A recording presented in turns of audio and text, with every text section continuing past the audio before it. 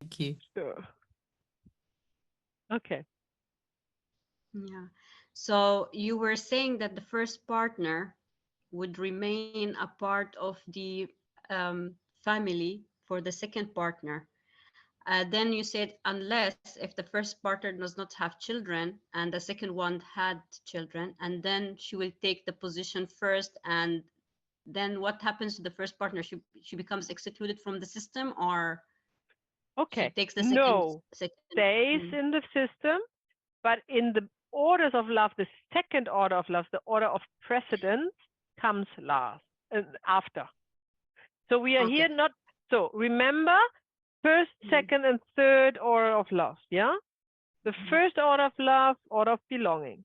Second order of love, order of precedence. Third order, balance. And they go in this structure, right? You cannot exchange them. So the first order comes first. So first of all, you need to decipher who is part of the family system, and who is part of the family system stays part of the family system. It doesn't So just if she vanish. becomes then in the second order, then this means that she would remain also the part of the children's family system, or she's no longer part of their system. She always belongs to the system. Like, it depends on, go back. So the first question was, would she be extruded from the system because there's a new partner? No. The first order of love states that former partners belong to the system. Yeah? Full stop. No exemption. Right? The second order of love states who precedence who was first came first. So in the second order of love, she would be before the second wife. However, when they have a child, the second order of love states that now the second wife comes first because there's a new family. And with the child, a new family system from the perspective of the child is founded. Yeah? She is still, due to the first order of love, part of the family system. No question about that. She can still be entangled, even with a newborn child. You know, there can be an entanglement, right? That's all possible. So she stays in the system, but in the orders of, so she has to be acknowledged. Normally, you would acknowledge the partner who came first as the first. So when you do a family, that's not real life. That's solely family constellation. So when the husband acknowledges her as a first partner, regardless if they were married or not, and if they, whatever, she is the first partner. And then the second partner would be acknowledged as the second partner. It's the same with the siblings, right? Just acknowledging is already healing. Now, when the second partner has a child, now in a family constellation, the husband would acknowledge his second partner as his comes first. So it would stand on the right to the other partner. Yeah. And even if he doesn't want that, because as you also learned in the module 1, the first bound with a romantic relationship is the deepest. Yeah. And it will always stay. It will always stay. So often the partner is drawn to the new relationship and even has a child and blah, blah, blah. But on the soul level, he puts the first. And that can cause an entanglement, that can cause an unbalance, that can cause a disturbance of any kind in the family system. So now in the healing movement in the family constellation is that he acknowledges now that the child is there, his second wife, as a one, her and her needs come before the first one. Yeah? Not the other way around. Also on an emotional level. Yeah. And that's the healing movement. For so example, what if then the first partner then has a child after the second partner? Would Same, that then also the shift? next wife, yeah. So whoever has the latest child is the mother of the latest child always comes first. Yeah. Because remember, every child forms its very specific and own family system. Not one being on the whole world has the same family system like somebody else. Yeah? Yes. So every child that is born with all the destinies, with all the past life, with all the the creation on a soul level, with all the traumas on a soul level, with everything, yeah, comes into this life, and it's like a new universe. It's like created a new universe where this child, this person, this human is the center, yeah, and that's a completely new system. And the orders of love stating that the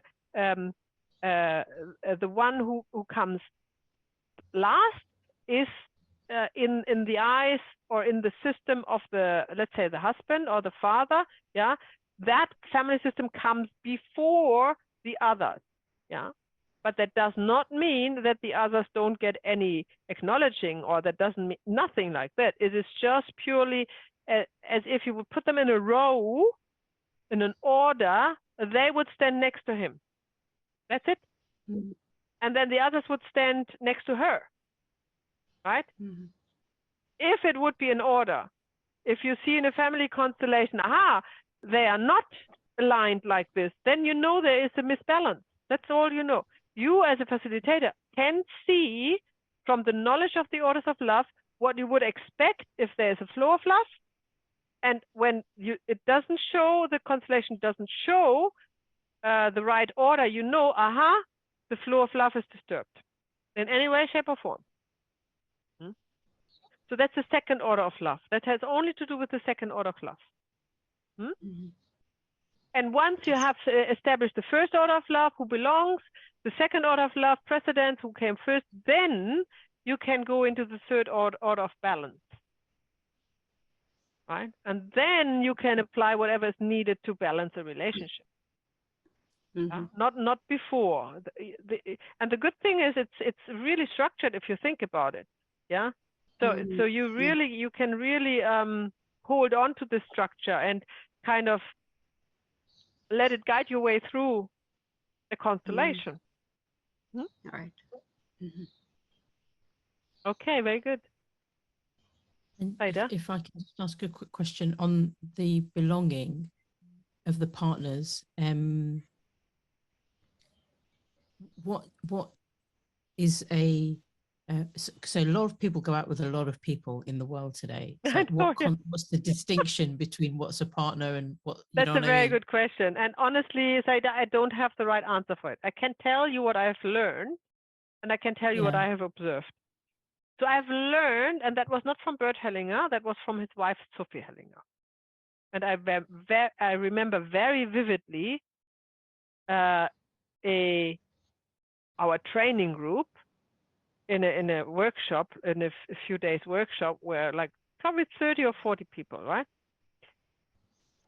And there was one woman with exactly partner issues, right? And then Sophie Hellinger asked her to choose a representative for each and every man she has sexual contact. And if you think about it, honestly, right? Even if you have not splashed out at all, yeah? Like in a really normal life situation, how much sexual contact you had, right? Like you would easily come to 8 to 10, like, like that's nothing, right? People have 50 or they cannot even count it anymore, right? So when you see this representatives for all these men, then of course that's daunting. Like the energy is daunting. It is actually horrible, to be honest, yeah? But life is not like this. And I'm absolutely, and the orders of love are representing life forces, right? So for me, that was artificial. It was artificial because then she said to this client, look at all these men, there is no space for a new one. It was like this, it was good. And I was just thinking, that's not what I perceive. Just because you have a sexual contact, that doesn't mean anything. And I have never heard Bert Hellinger saying that. I'm just, never, ever. And in some communities, actually, you probably wouldn't have sexual contact, but you might have a deep infatuation with somebody, and that could still count then, based on what. So, because it's a significant relationship, right?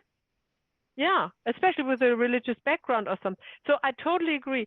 So I just give you this vivid example that really stuck with me, to not go into a family constellation with preconcepts Thank you. about Yeah. what and how something should be. Just follow the orders of love. There is not an order of love that says every sexual partner is part of it. That is not an order. I have never heard Bert Hellinger saying that. Yeah. So in my opinion, and the way I perceive it, and the way I think I picked it up from Bert Hellinger, and what it's in its books are, and what I do when I facilitate, is you are looking for the one partner. It's normally just one, actually, sometimes two, who was really on the soul level significant. Yeah. So and that's often the first one, even if it doesn't last long. Yeah. And maybe then somebody lived with for a long time, or was, wanted to marry, and then, they break up. So it could be a few, but definitely not every sexual partner.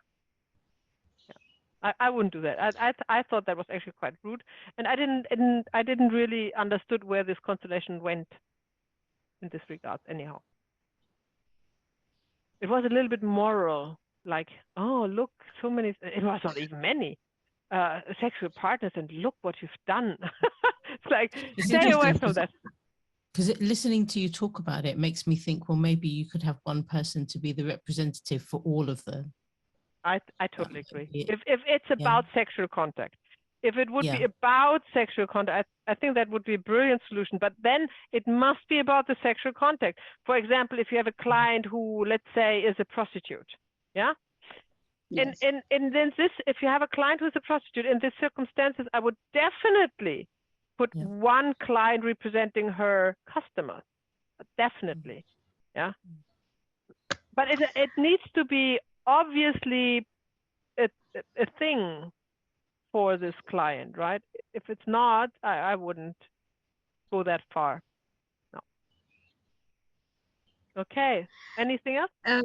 Yeah, that you have mentioned about the prostitutes. I mean, they would usually have like a lot of sexual partners, but it's just business to them. But they're still considered as partners for her. And no, I don't think so. I don't think so. I have never observed, not that I had many prostitutes, but I have never observed that. And I cannot feel that. I cannot see that. It doesn't fit in the orders of love at all. Yeah. So I wouldn't consider that. That is, for me, that is also more like, I mean, and you see it. I mean, you definitely don't want to represent it for all the customers. Like Saida said, you would choose one representing the customers, if that's a thing.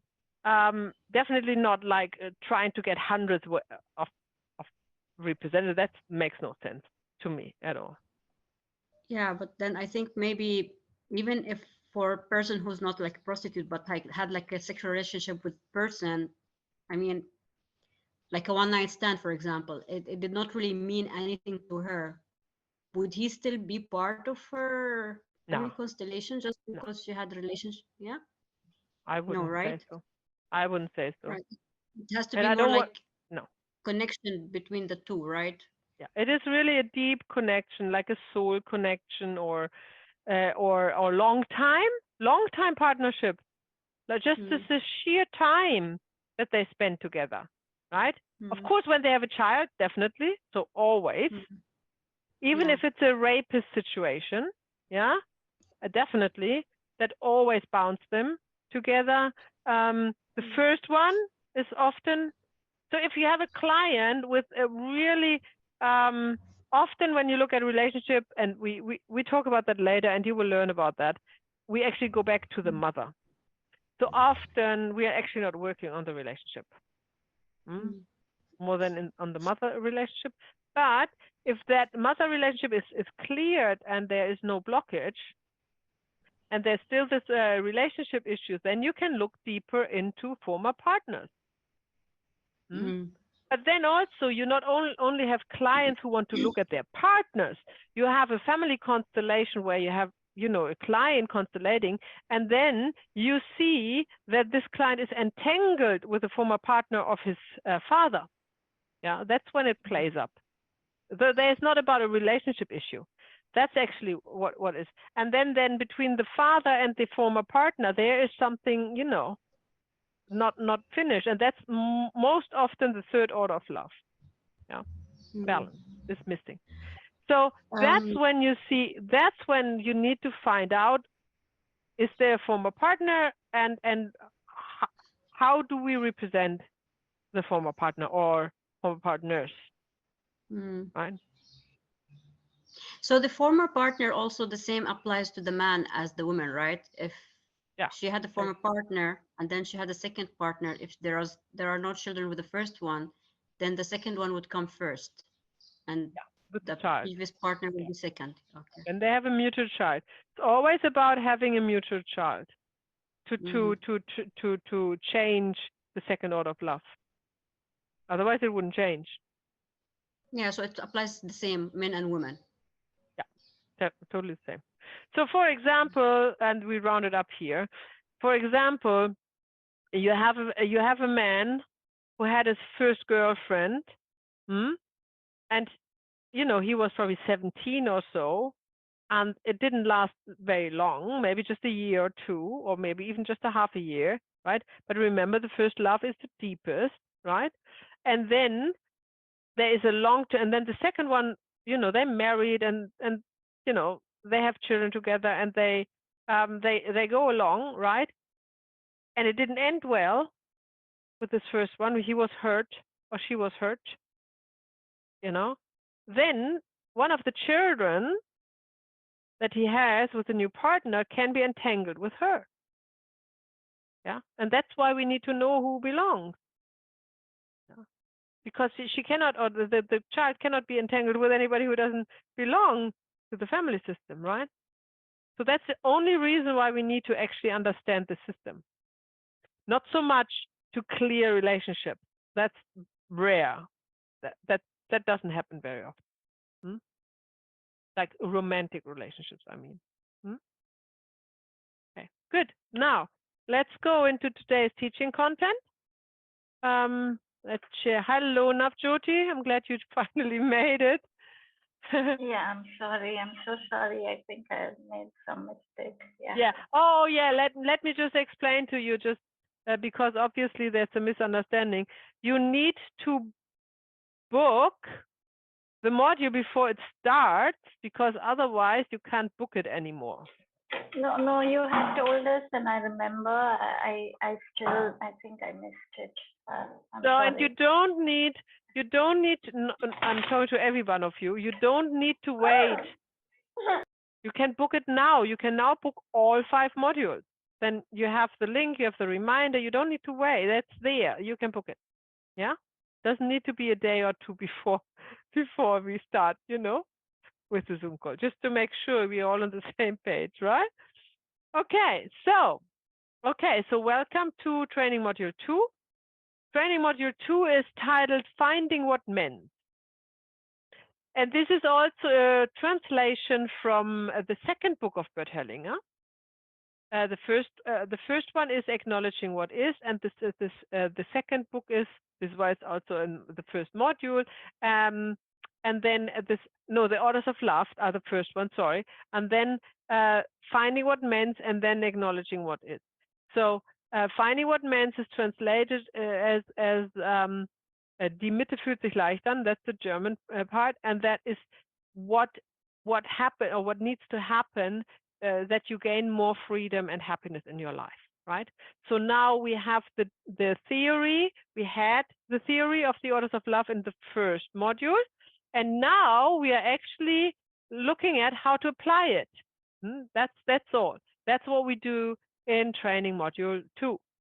And so to be more precisely, we are looking at the power of words, and the power of words, and we only need 3 words. Remember, we have 3 orders of love. Now we only have 3 words. We only ever need to count to 3 when we do family constellation, which is really handy. Yes, please, and thank you, right? These are the most powerful words that you can ever use in a family constellation setting. And of course, we use it in different relationships, in a different order, and that's what I teach you today. So today, part 1 is the orders of words in general. I explain what that means. Then we are looking at the word yes out of the 3 ones. And then we are looking at 3 patterns of relationship. Because there are 3 patterns, again, 3, easy as. And then we are looking also of dynamics and family system, which are also only 3. And we will also look at the first dynamic in a relationship, which is called a reparation or atonement for my sins. So that's the overview. Then in part 2, which is tomorrow, we are looking at the word please. We are looking at the second dynamic I want to introduce you to. That is called rather me than you. And we will look into what is the morphic field in more in detail. And we will also look at severe or fatal diseases and how we deal with them in family constellation. And then in part 3, we are looking at the word thank you. We are looking at the third dynamic in family constellation, in family systems, which is I follow you. And we finally talk about that what mends the family wound. That will be words, gestures, eyes, movement, and so on. Yeah? Okay. So here's the part 1, the healing power of the word yes. Today, we are learning, first of all, acknowledging what is. What is that? That is his first book after, like the first in general.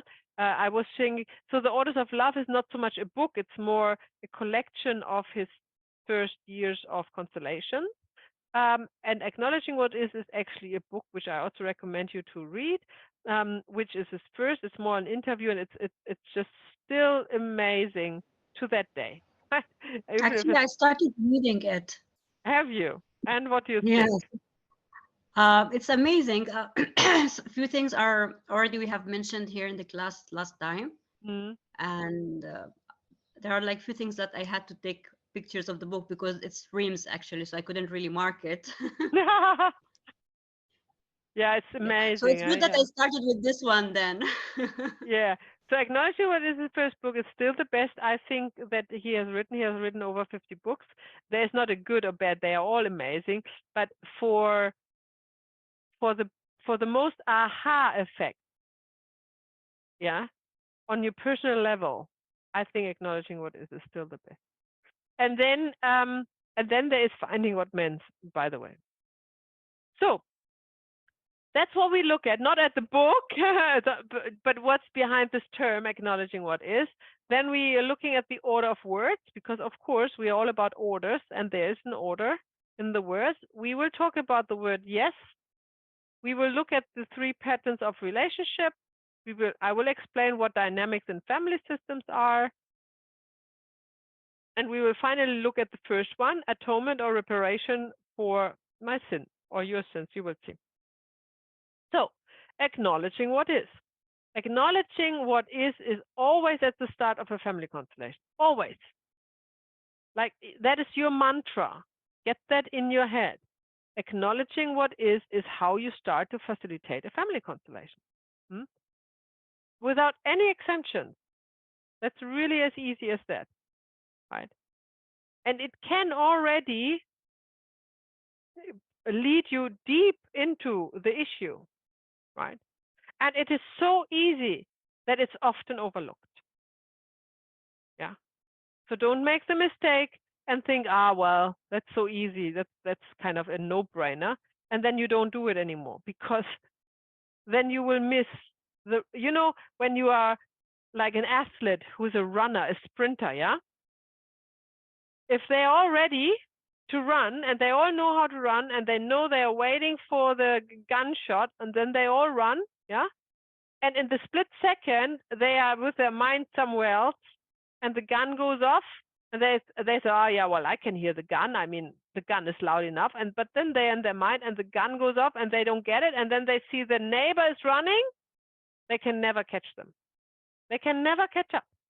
And just bear this picture in your mind, like this, it is so simple, and you know to expect it. But then when it comes to facilitate a constellation, then you might miss it because you are too far ahead. You are already looking at problems. You know, that's basic. That's the basic we are working with, acknowledging what is. It is a it's fundamental for a movement of the soul to find what is true. That is acknowledging what is, right? Find what is true. Not what is false, what is true, and to admit it. So you need both steps for acknowledging what is. First of all, the one who is representing the person you're working with, like the family member you are working with, yeah? You need to find that what is true for this representative, and then they need to say it. Not enough that you see it. They need to say it. They need to acknowledge what is by admitting it, by saying it out loud. Another simple trap to fall in, because you think, oh, that's a no-brainer, I see what's going on there, but the soul is not moved unless the representative is expressing it. And these words that we use for that are so powerful. Literally, they move. They are the ones that move the constellation. Yeah, these words, and you only need 3 really for every single constellation you will ever facilitate if you wanted to. And these are moving mountains. So this is what we need. We need to find the truth, and then they need to admit it. And everything is kind of flowing from there. If it's hard to do, if it's the truth, right? If it's hard to say the truth, which it often is, right? If it's hard to say the truth, if it even sounds harsh or unconventional, that's okay. In fact, it is even better. If you see the old videos from Bert Hellinger, we have a good collection on the community side. I don't know whether you have browsed there already, but definitely do that. You see that he is very harsh in how he talks to the representative. That is good, right? Because he's talking to the soul. And there is no candy, sugar, fluff, you know, that doesn't exist there. On the soul level, the hurt needs to be acknowledged as it is, without any painting over or putting a veil on it or anything like this. And this is why these words are short, precise, and also when they are sentences, they need to be to the point. So for example, I make an example that is shocking some people, but it is very, very healing. If you're working with somebody who's representing a family member who has killed, yeah, let's say in a war, or is actually a psychopath, or let's say a murderer, whatever, for money, has killed for money, or a woman who has aborted a child because she could not, because she was raped, for example, yeah? Okay. These all sound like completely different destinies, right? And have nothing to do with each other, right? And the one in the war, and the woman who has aborted the child, they seems to be in the right, and the murderer seems to be in the wrong, right? That's what we instinctively think. But that's not what the soul thinks. For the soul, each one of them is a murderer. Yeah? And for the soul, it needs to acknowledge that. Otherwise, it cannot move out of the hole it finds itself in. So for the soldier, for the representative of the soldier, let's say from the First World War, you as a facilitator, you would ask them to say to this victim, I have murdered you.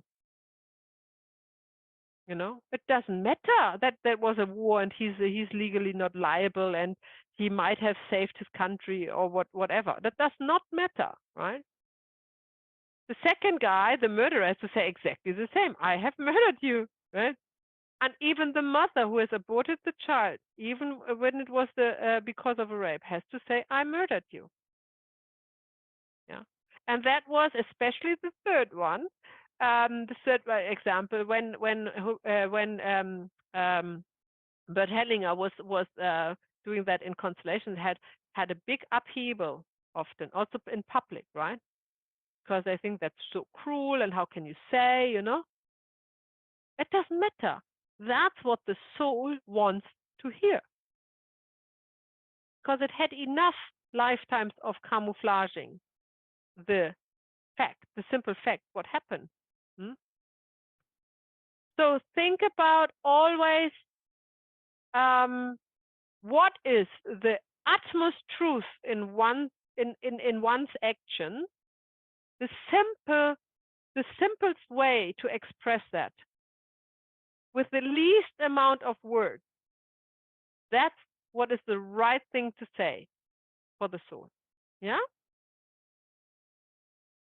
Without any talking around.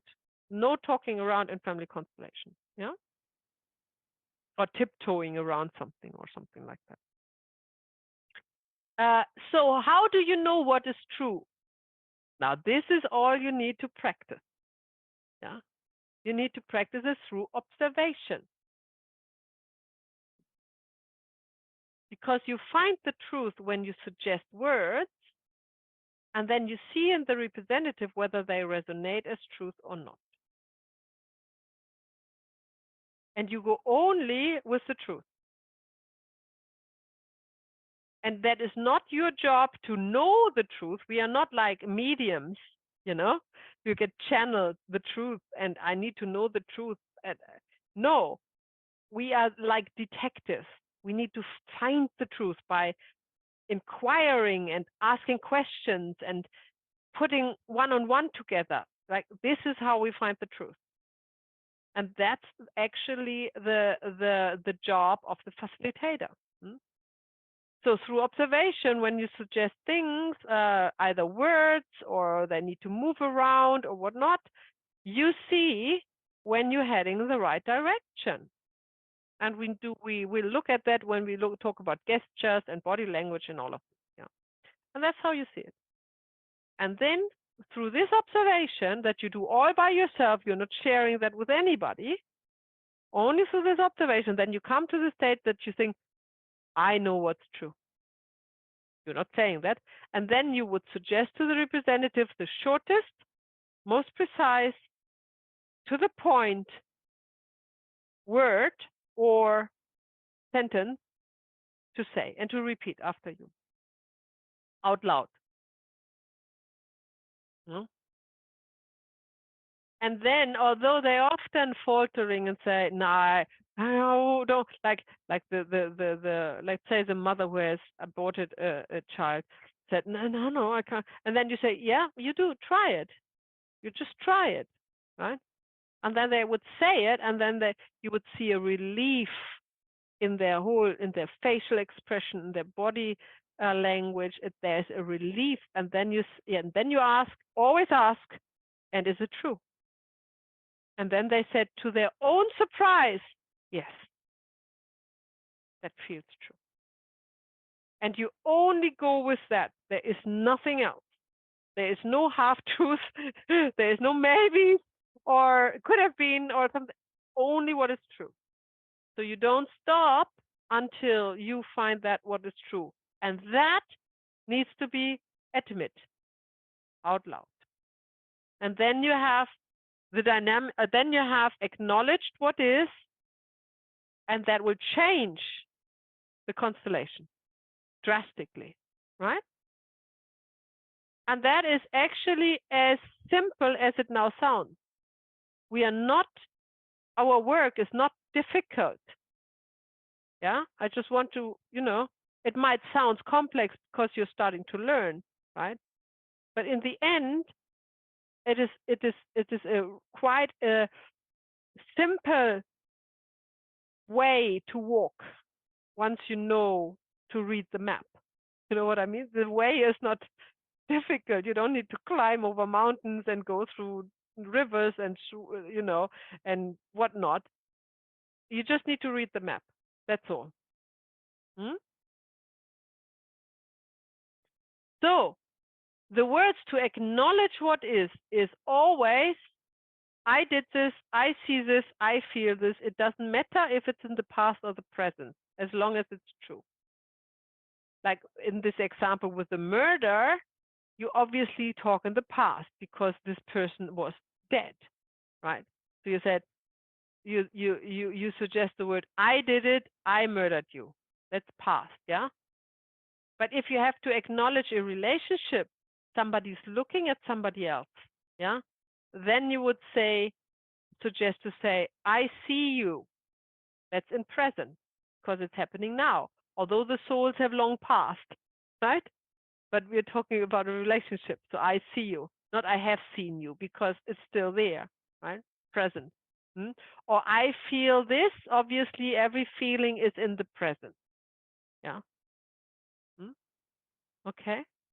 So you normally use the past tense only for persons that are dead already, that have been died, murdered or killed in some way, or if you think about the disadvantage giver and receiver, that has happened, like a disadvantage that has happened, taken something away. That's all past tense, but mostly you are staying in present tense, yeah, to acknowledge what is, because you're looking at the current soul relationship in front of you. Okay, so the orders of words are depending on the relationship that you are working with. Yeah. So the words yes, thank you, and please are going in a certain order, and that is different. Depends on the relationship that is in need of acknowledging what is. Yeah.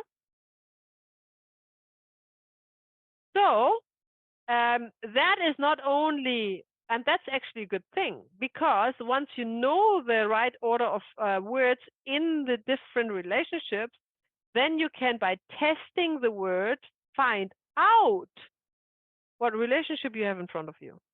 You don't need to know that, and that is the most daunting part of a beginner facilitator, to get lost, right, in the constellation, not knowing in which relationship is who with whom. And that is the method to find back to the map, is by knowing the orders of words and applying them, and see, are they true or not? And when they are true, you know which relationship you have in front of you. So it goes both ways, right? Then we also have the sentence of resolution. So we have the 3 words, and then every word has also a long version. Not one, actually many long versions. So so you can say yes in many ways. Yeah. And sometimes it is better to say the whole sentence than just the yes. And that's what we call the sentences of resolution. Yeah. But still, you could replace it with a yes, thank you, or please. Each and every of the sentence. And it is actually a great exercise if you think in your daily life, just when you talk to people or when you hear people talking, when they say something, are they saying yes, thank you, or please? Brilliant exercise. Goes for yourself. When you're saying something, you can reflect and say, did I now say yes, thank you, or please? Interesting, right? Really good exercise. So let's look at the 3 patterns of relationship. So we have the mother or father, a parent to the child. That's one kind of relationship. And from a parent to the child, there's only one word. And mark my words, typical beginner's mistake to think they could say anything else, but they only say yes. There's no way. If a parent in a constellation, if a representative of a parent wants to say to a child, please, what does that mean? What do you think? Sorry, the child says to the parent, or the parent says No, to the we are child? talking about the parent to child relationship. So the Okay. parent to the child. I think it would be like reversing the roles. So correct. So Yeah. you know exactly where the imbalance is here. Where is the second order of love, the order of precedence, not obeyed? Right? So just the simple fact that you ask a representative, what would you want to say? You know, and then they say that you know where to head with this constellation, right? So it's another means, like if you think of Sherlock Holmes, yeah, and how adamant he was about this little hints. These are all hints for your detective work that you collect, and don't forget it. You don't need to remember over the course of the constellation. You can forget everything. That's the good news. What happened in the constellation, but during the constellation, you remember every single word and every gesture and every glance anybody represented in this constellation is doing. And then after, you can drop that. Don't need to remember anything. Don't take notes. You don't need to remember that even if you see the same client after half a year. That's not our work. That's what a psychotherapist is doing. That's not what we do. We're always healing or helping in this moment. So there's only, and this is another mantra, there's only one word that is in the order, from a parent to a child. That's yes. Why is that? Because there is nothing to get from a child, nothing flows back. No, please. Yeah. Remember, the water doesn't flow back. Yeah.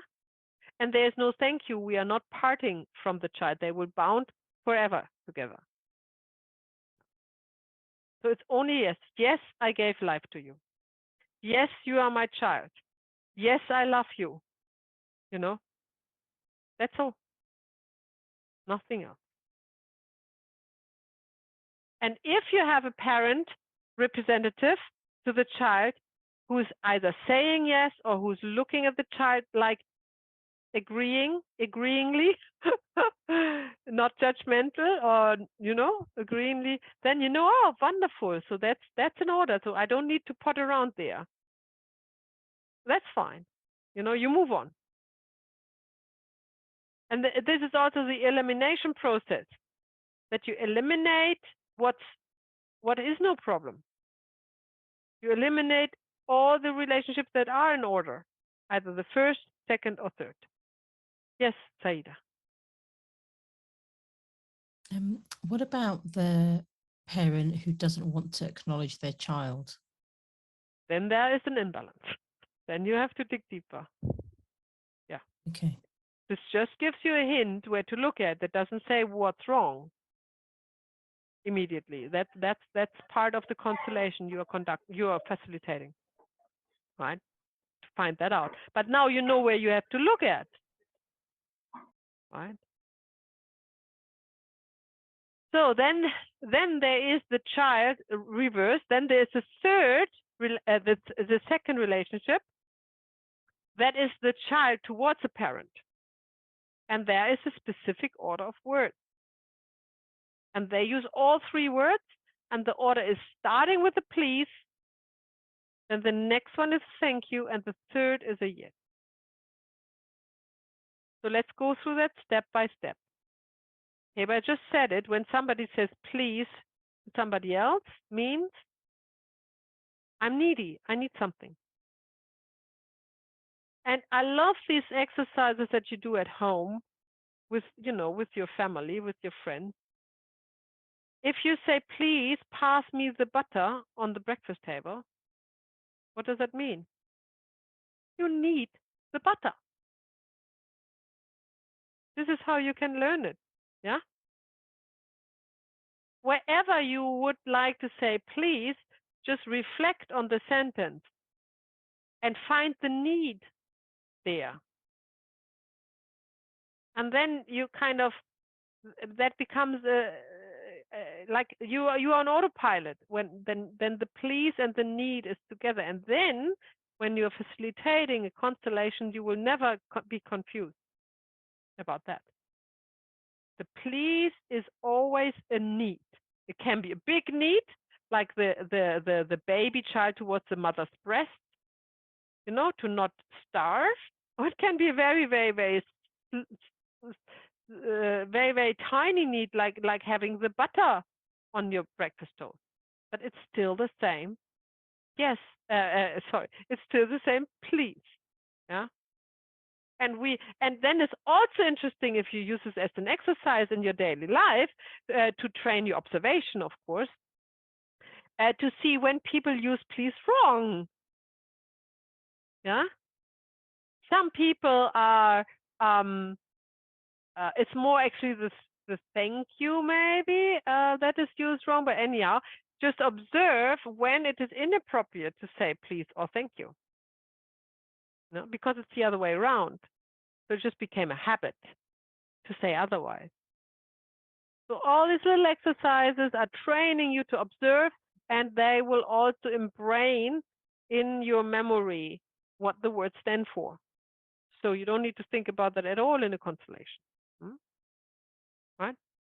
Okay. So the please comes first because the child is born and needs the parent. It needs to, before it was born, it needs the parents already to conceive them. It needs eggs and sperm to come together, right? So there's a need. The please is a need. And it's always at the beginning of life. It's please come together, please conceive me so I can come into your womb, mother, and please, take care of me. And father, please take care. Well, father's not so important as mother, but anyhow. So, it's always a please, please, please, please, please, please. When it's born, it's a please give me your milk. It's please, care for me. It's please, please, please, until the child is not depending anymore. So to come out of the state of please into the state of thank you is a big step that most people never do in all their lifetimes, to become fully independent from the parents. Why do they stay dependent from the parents? Because they have a trauma. Trauma is keeping them in the state of the needy child. That's as simple as that. If there would be no trauma, there would be a natural transition from the please to the thank you. Like you sometimes hear the stories from indigenous tribes, right? Especially those who have who grow their children really, really naturally. Like the mother carries a child all the time, always breastfeed until the child doesn't want it anymore, until the child runs away from, towards the peer group on their own feet. This natural kind of upbringing. Well, there's no way for trauma because there's just nothing happened. Same with the father. There's nothing happened like this. Then they have this initiation, where boys become men. The women it's easier because they become their period and they can have children, right? But then for boys, they have normally initiation ritual, yeah. And that is when they transition from the please to the thank you, because they're independent from their parents. And now they are able to actually turn around and say, thank you for everything you gave me when I was needy, when I needed it. No? Now I take it all and I go my own way. And that's the thank you. Thank you always stands for parting, right? In a good way, of course, right? In a good way. Saida? Is there something about how so I want to say in olden days, puberty was the time where the shift from please to thank you would happen. But today, I don't know if there is so much of a clear cut. I have the same perception. However, other than in indigenous folks, regardless when the puberty was in what century, there was most likely also trauma. So the children were most likely also traumatized in one way or the other, right? So then we never actually, puberty or not, they never actually transition into the thank you. And that is carried forward through the generations as an epigenetic inheritance, because these traumas are causing epigenetic damage. Okay, thank you. So just to have a ritual doesn't mean that the soul is free. That might means that there are some monetary advancements, or there's whatever in the social structure. There is something going on, but on the soul level, it needs to be, the traumas need to be healed in order to come to the thank you. And that's what we do in family constellation. So we are working with the please as long as necessary until the trauma is released, completely released. And then the representative of the child can say wholeheartedly, thank you to the parent. And then you know, trauma's released. And then there's the thank you. The thank you is not a therapy, it's a result. The please is a therapy, the thank you is the result. And then the third word is, often it doesn't come that far, because you are like 90% you're working with the please over and over and over and over and over again. And then 8% you actually come to the thank you in a family constellation. And then there would be probably 1 or 2% left when there's actually a yes, because this is after the parting, that the child can let go of the demands of the parents and be free and let the parents free, right? And then the child literally turns around and say yes, like, yes, I embrace you as my parents. There's no resentments. You are my parents, full stop, right? I love you. Nothing else, like absolutely nothing else. That's a completely unconditional yes. And it rarely ever comes to that. But I just want to, I just want to give you the complete picture. So that is the order that a child works with either father or mother. And when we talk about the please, we will go into this, of course, in more detail, right? Or the thank you. And then we have this third relationship, and that is the equal relationship, partners to partner. And I'm not talking about romantic relationships only, right? It's wherever two people meet equal, that are part of the same family system. And in this way, and they actually, victim and perpetrator, I don't know whether I have mentioned that before, when we talked about the river and the flow of love, they are equal. Victim is not that the victim is not higher than the perpetrator, or the perpetrator higher. That's a concept of society. That's not in the soul. That doesn't exist. They are partners, like victim, perpetrator.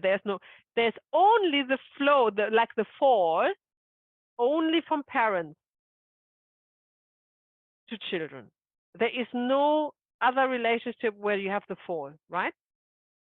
And then multiple parents, so ancestors, they're always from one parent to the other, right? Always.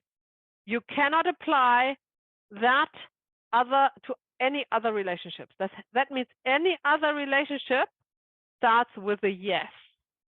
And the yes is acknowledging what is. And the way you can remember that is you think about romantic relationships, yeah? And you think, what do they say when they marry? They say yes. Yeah, so in old-fashioned times or in modern times where you have the marriages that are planned by the parents, for example, like where the people are never in love and probably never even met the man and the woman, yeah. The first thing they say to each other when they meet is yes, right? So think of that is when equal meets equal, there is no flow of love. There is always the first word is the yes. Without the yes, there's nothing you can do because they are not acknowledging their relationship. Yes means, yes, I am relating to you. You are related through a murder or through a love, a romantic love. That doesn't matter. It's yes, I relate to you. You know, yes, I did that. Yes, I experienced that. Yes, yes, yes. So it's only the yes. Then the second one is the please, because once you have established the relationship with the yes, because without the yes is no relationship, right? Because nobody's relating to each other. There must be a yes, right? And that needs to be spoken out. And that's most often, especially in victim-perpetrator relationships, the problem. Yeah, that either the victim or the perpetrator or both cannot say yes to each other. They cannot even look at each other, right? And that's a healing movement, all right there, acknowledging what is. Yes, through this act of killing, we are related to each other. Full stop. There is no good and there's no bad. It was your fault. You're a bad guy. I'm a good. That's nothing like this on the soul level. And then the next one is the please. Now you have the relating. Now you want to interact with the partner in a way. Yeah. So you're exchanging needs, if you will. So there's this please, like the please has to come. And then the thank you is at the end of a relationship when they are parting again. Yeah. But they can only part in the good, and they can only part without leaving trace behind, meaning an imbalance that will cause an entanglement with some descendant, when they were able to go through the proper order of the yes first, then the please, and then the thank you. So let's say if the thank you comes before the please, it has no effect. It's imbalance, right? If somebody is like on a high, in German we say horse. I don't know whether that's an English term. Sits on a high horse, yeah, and acknowledge your relationship, but then said, but thank you, no, there was no please, yeah. Then there was no exchange of needs, yeah. So there's the imbalance, whatever it is. So you put your finger on it and say, aha, here is where I can work with. There was a question, Saida. I was just going to ask, in the partner to partner, does like a relationship with a work colleague come in that scenario as well? Yep. Thank you. Yeah, definitely. Every single, even with your boss, because your boss is not your parent, right? Remember, this flow of love is only between parents and children, or children and parents, nobody else. So if there is a need towards the boss, like there is not a yes, there is like the please, please give me more money, or please look at me, or please give me better job, or please, please, please. No, in a constellation, you would work with father or mother, because obviously the boss is representing for this client mother or father needs, right? So let's talk about the sentences of resolution. These are the sentences instead of the yes, thank you, and please, right? Or a sentence that has the yes, thank you, and please at the beginning, and then something else follows. So first of all, you cannot think about them. They are coming from the field. There is a set of sentences I would like you to learn and to use. Definitely. I do the same. I learned it from Bert Hellinger. I do the same. I'm not inventing new ones. Yeah. I mean, I do, but it's not necessary. absolutely not. However, when you suggest which sentence, this information is coming from the field. So you don't have a concept, about it. So you always stay open to receive the information, and then you continue to work with what you receive. They don't come from the mind. That would be the opposite, right? Black and white. They cannot be thought up. And this is why they sometimes sound weird. They are definitely no sentences that you would use in your day-to-day language at all. And I also urge you not to use sentences that you use in your day-to-day language, because you never really know, is it coming from your mind, from your own personal experience, or is it actually coming from the family soul and the field? And this is how you know. When the sentence sounds a little bit weird, nothing you would say with your own tongue, if you will, it's a little bit harsh, short, to the point, that is coming from the field, guaranteed. Yeah. And of course, I teach you some sentences that you can use in this case. They are always concerned with either reconciliation or honor and respect. So we do never ever anything else in a family constellation other than look for the flow of love or honor and respect. That's what we do. And this is as simple as this. It's no less than 3 things you need to remember, only 2 now. So reconciliation and honor and respect, that's it. So every sentence has to do with that. And you will see over the course of the next year and a half, what that means, right? And it's good that you know that, because then when you are observing a family constellation on our workshops, practice workshops, and everywhere else, then you can say, oh, is this sentence now reconciliation or honor and respect? You can, categorize it. That is a good practice when you're not representing yourself or your client, or you're facilitating. When you're just observing, then you can make it a little game, find out. So, as I said before, they are very simple language. This is why, like I do, you can easily do that in a second or third language, because you don't need to have like 3,000 words in your how you say in English, Wortschatz, in your vocabulary. Thank you, vocabulary. You don't need the 3,000 words. You can 100 words would be enough. They speak directly to the soul. That's how you know it's a sentence of resolution. You see it. How do you see that? You see that in the reaction of the representative who's saying it. Yeah. That there is this resonance, that it really comes or really resonates with the soul. And another just two option tool you need to memorize is they're either true or not true. There's nothing else. It's not. It's like being pregnant. You're either pregnant or not pregnant. You cannot be a little bit pregnant. It's just not exist. Yeah.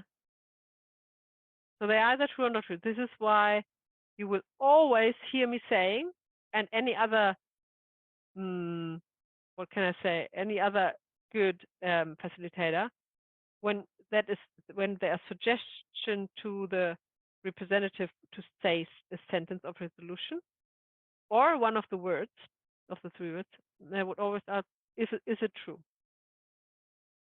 or not true? If in doubt, right? If it's obviously true, because you can see it in the facial expression, you don't need to ask. But if you don't get much out of the representative as feedback, then you ask, is it true or is it not true? So we always, we are only finished until we find a sentence that is true. And if you suggest the sentence to a representative and they say it's not true, then just try the opposite. Like if you ask a representative to say to another one, "I hate you," and he said, probably not true, then you would suggest say, "I love you." Even if the circumstances that you see would suggest it's more hate. No? But then you would, in 99.9%, be successful because they would clear up. There would be a sign of relief. You would see it in their facial expressions, and they would often say, "Oh yeah, that feels better," even if it seems to be completely inappropriate, right? Like the victim to a perpetrator. You need to find the truth. That's all. That's all that matters. Otherwise, we are staying on a shallow role game level, and we don't do a family constellation that actually heals family wound on a deepest level.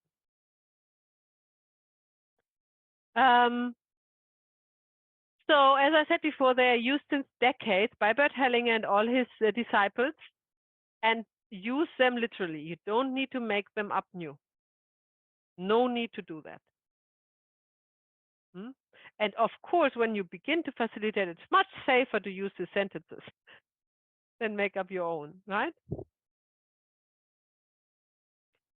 And as the same as the order of words, they depend on the relationship.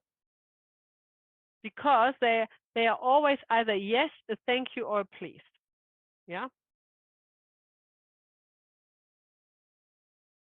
Okay. So let's stay with the three words: yes, thank you, and please. And remember that sentences of resolution are either concerned with reconciliation or honor and respect. Let's go through the yes in this example. What do you think? What is it? Flow of love or honor and respect?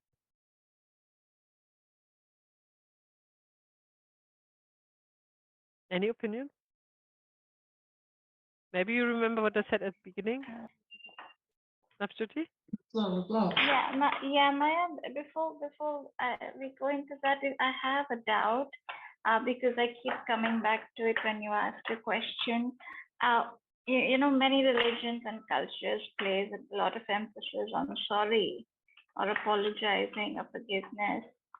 So why does that translate into yes, thank you, or please? Or, Neither. Or that. Neither. Okay. We talk about that, and we hold this thought. We talk about that separately because it's really important. That's a good point, but it's a separate, yeah, completely separate. Okay, I don't want to mix it up here. Okay, very good. Okay, let's come back to the yes. Is this a reconciliation or honor and respect? What do you think? In my opinion, it's blah, blah, blah. Correct. Why? Because as you mentioned before, that's the way how the river flows. If you say yes, you acknowledge that it can go further and move further. Exactly. Fantastic. Very well. That's exactly what I wanted to hear. Yes is flow of love because you're acknowledging what is. Okay. Let's go with please. What is the please?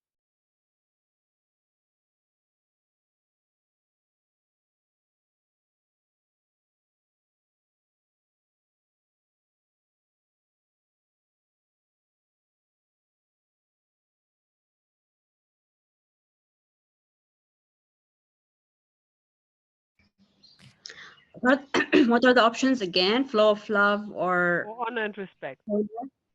Honor and respect. Is that your choice? No, please would not be an honor respect. There's no other options. No, no other options. Absolutely none. Shahida, what would you say? I think it is honor and respect. Correct. Correct.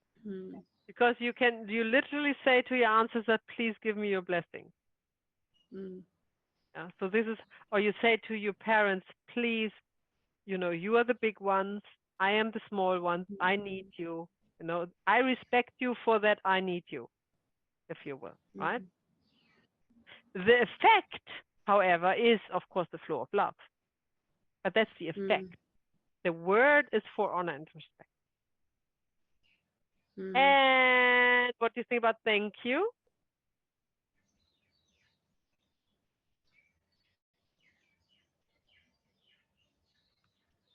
I think it will be also honor, respect. Yes. Yes. Correct. So it is the same that you're saying, like if you think of an answer, so thank you for your blessings, right? Or thank you what you have done for me. I honor that. I honor that. And that's a very strong honored respect. So the please can actually feel a little bit daunting, sometimes that way, sometimes the other. However, it's also always an honor and respect, but the flow of love is always comes straight after the please. So once it's honored, the love flows. Very good, very good. I can see we are heading the right direction. Wonderful. Okay, very good. Okay, so we have a break when Heba is leaving. So we have now, yes, the sentence of resolution. So instead of saying yes, these are the sentences I would like you to learn and memorize, yeah? I take this life with everything it entails. That's a yes, right? No judgment. I take this life even at the cost of yours. Very powerful sentence of resolution. You don't need to know the circumstances when we use it. This is coming later. I just want you to see the sentences and get it as an example. And when you repeat the video recordings and you are already advanced in the modules and in the practice events, right, then you also have seen them be used by me a lot, and then you can put them into context, yeah? So I take this life even at the cost of yours. For example, you'd say that I take this life even at the cost of yours when the mother dies giving birth to a child. Yeah, that's a very strong sentence of resolution for the trapped soul. It's my death and my fate, and I alone carry it. By leaving it to me, you are honoring my life and fate. That's we talk about that when we go through the dynamics. Very powerful to clear a dynamic. So, and there are of course more, but I wanted to stick to 3. So it's good if you memorize the 3. When a relationship or a movement needs to be acknowledged, you have the yes, right? That's what we do. Acknowledging what is yes. When an unbalance or an entanglement is still observed, you don't use yes. Do you understand the difference? You are not acknowledging the unbalance. That's what I want to point out. You are not acknowledging the negative or the ones that you don't want to manifest. You are acknowledging only the yes, the positive in a relationship, as a matter of fact. So acknowledging, so let's make an example. I always find it hard to find a sentence where for this no. Because it doesn't come to me naturally to say yes at all. But I know facilitators and who do that. Let's say you have a. Let's say a romantic relationship, right? And that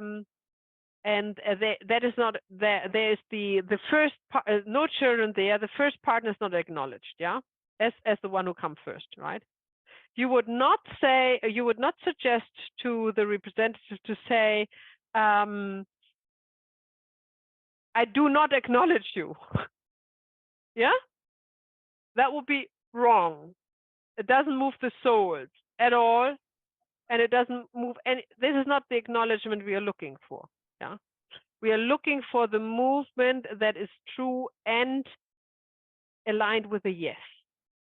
Yeah, so it would be like the little yes you might get out is yes, I see you.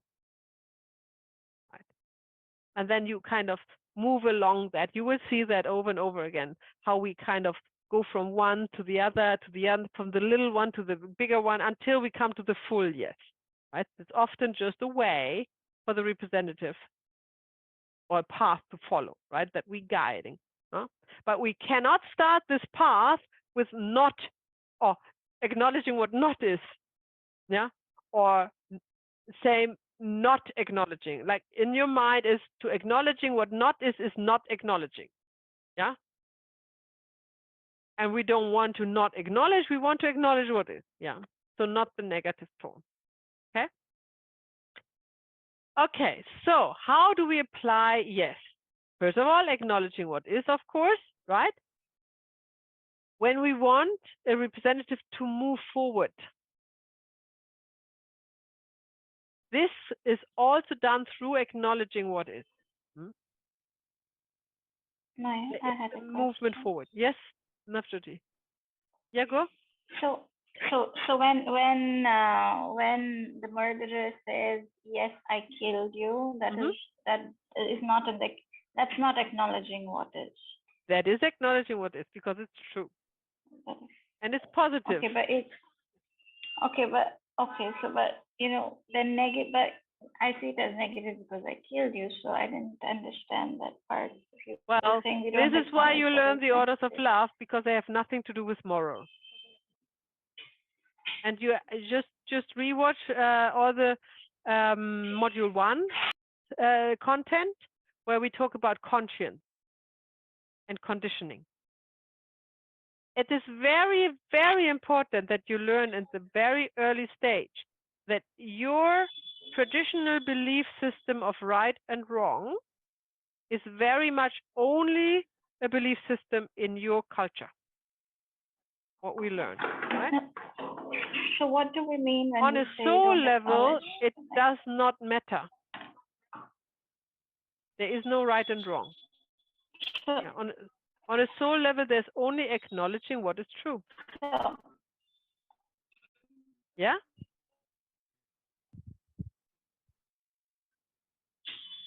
What I meant is the negative. So then what does that mean? Sorry, I didn't hear you.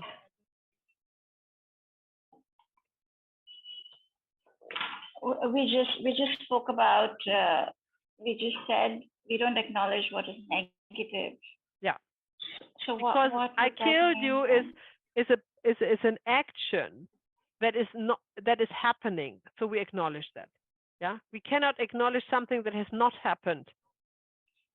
So what is an example of when we say that you don't acknowledge what is negative, you only acknowledge positive? What I just said before, that is in a romantic relationship, for example, if the first partner is not acknowledged, you're not suggesting to the partner to say to the first one, I don't acknowledge you. Right? That's not what we do. Okay, sorry. Thank we you. don't do that.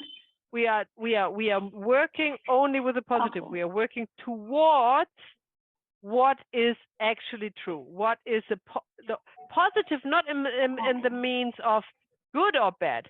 Positive in the means of a yes and not a no. It's not moral positive. That's not what I say. Yeah. It's just acknowledging what has happened and not acknowledging what has not happened. Right? That's probably to put it simple. Yeah. Okay.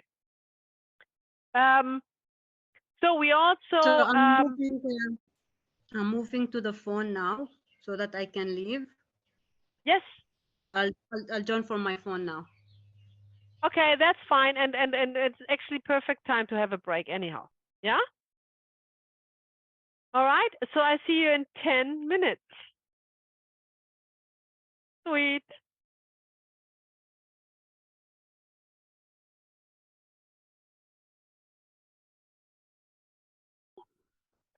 Recording? Okay. So we were here. We're not to apply. We're not to apply. Hang on. Where were we before? I think we talked about that. Just check. How to apply yes. Yes. Okay, here we go. Thank you. Very good. So we were moving forward, getting support of parent or ancestors, right? So we can, of course, also use the yes, not only for the flow of love. So in the second row, although it's not that strong there, we can also, in circumstances, in certain circumstances, use the yes to get support, right? Which is more going towards honor and respect. So the boundaries are blurry and fluid, right? So don't be too much about what is what. Some are more clear than others. However, when you do like your observation training in daily life, then it's really good to categorize. So is the sentence reconciliation? Is the sentence honor and respect, or is it neither? If it's neither, then it's not good for the soul, to put it like blunt, yeah? So, and a lot of people would probably say only sentences that are neither, right? Because they just don't do any soul work, right? They have no connection. So you apply yes at the beginning of a relationship, obviously. Think of the marriage, the classical yes to each other in church or whatnot, or when you sign the contract when you get married. So this is goes for every relationship. So now we talk about when not to apply yes. We never apply yes when there's still need for love. Like the child, you know now what word we use there is.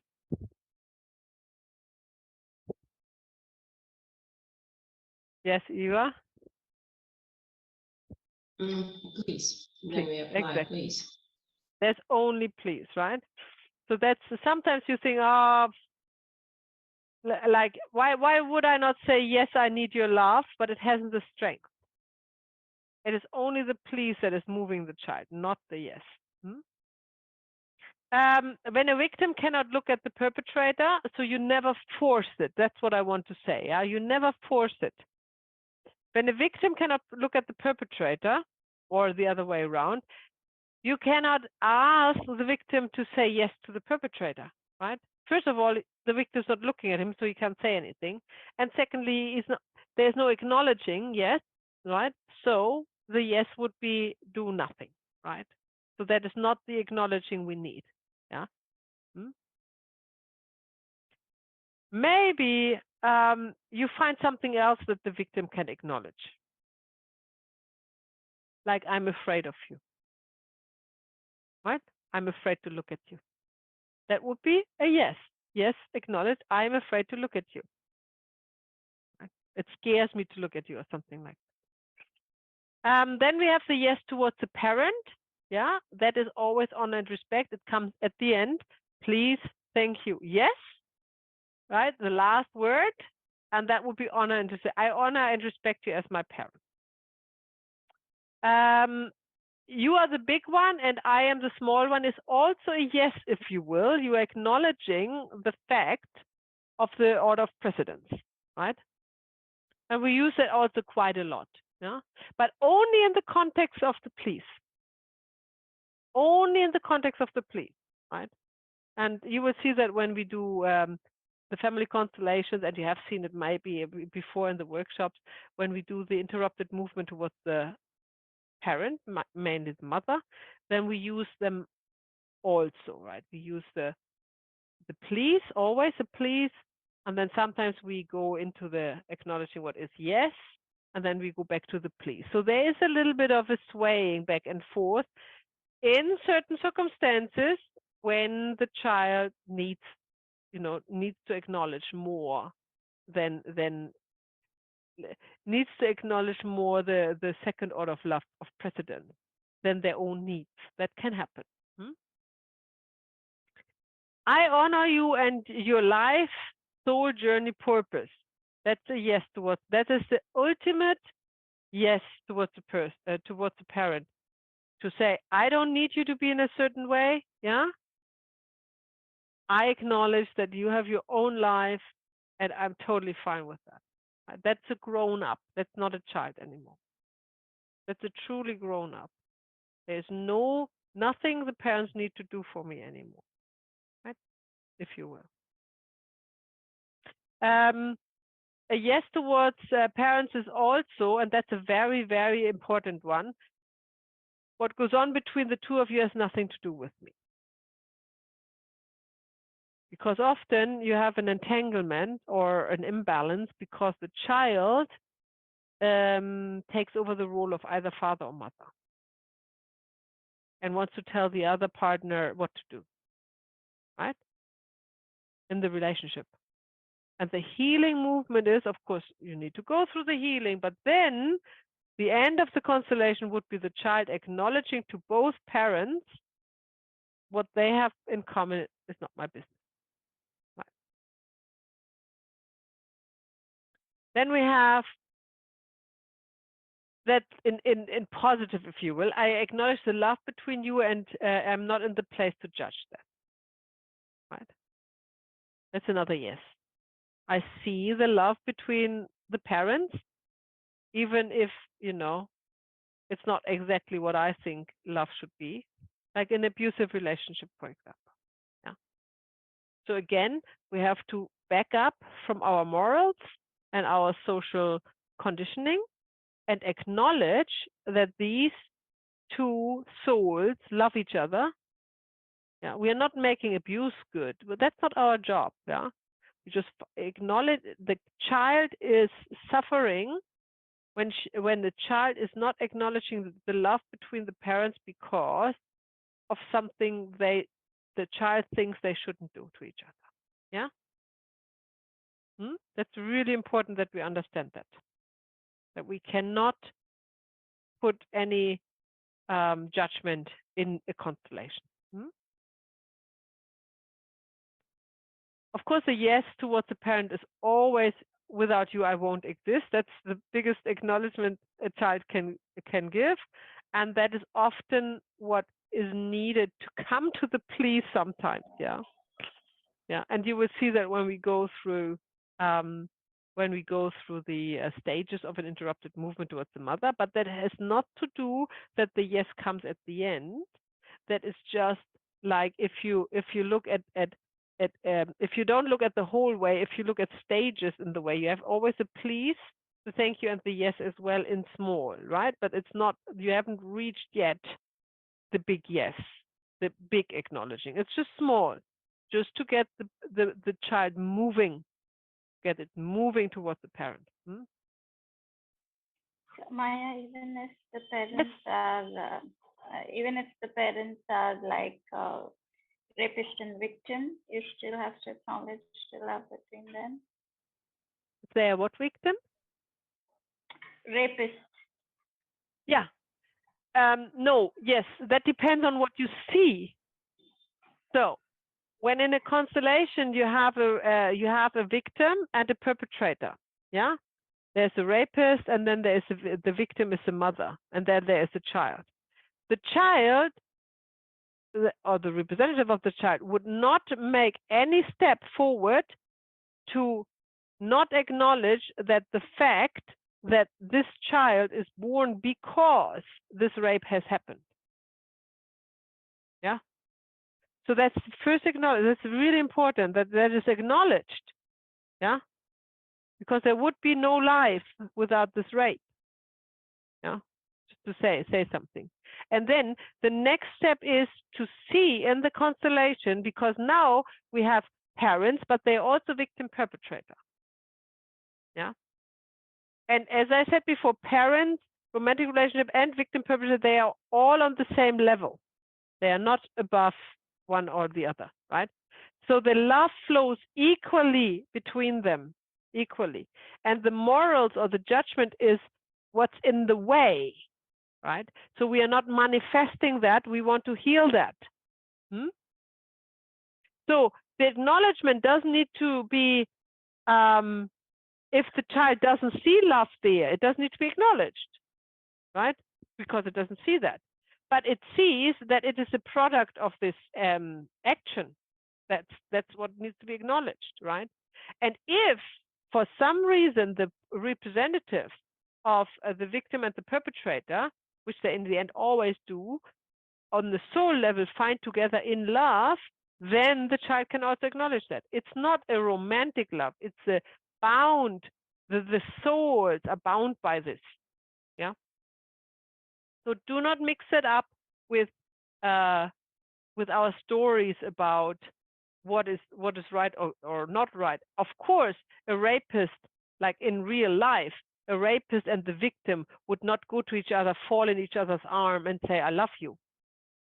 That's not a family constellation, yeah?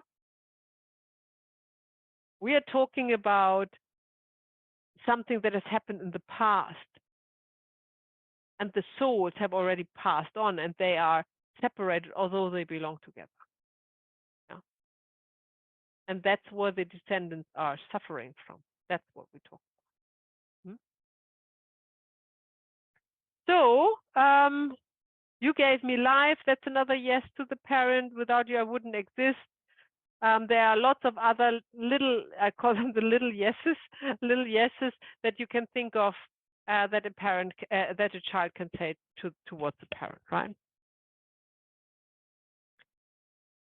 Then the parent towards the child is always a yes. As we know, there is no please and no thank you, and that could have all different kinds of words and sentences. So I give you my blessings on your way is a big yes towards the child, or you are free to do whatever you want to do is probably the biggest yes you can give your child, right?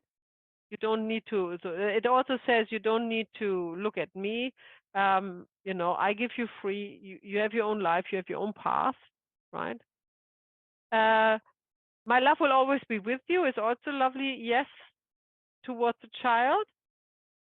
I will always look at you with love. It's also lovely yes.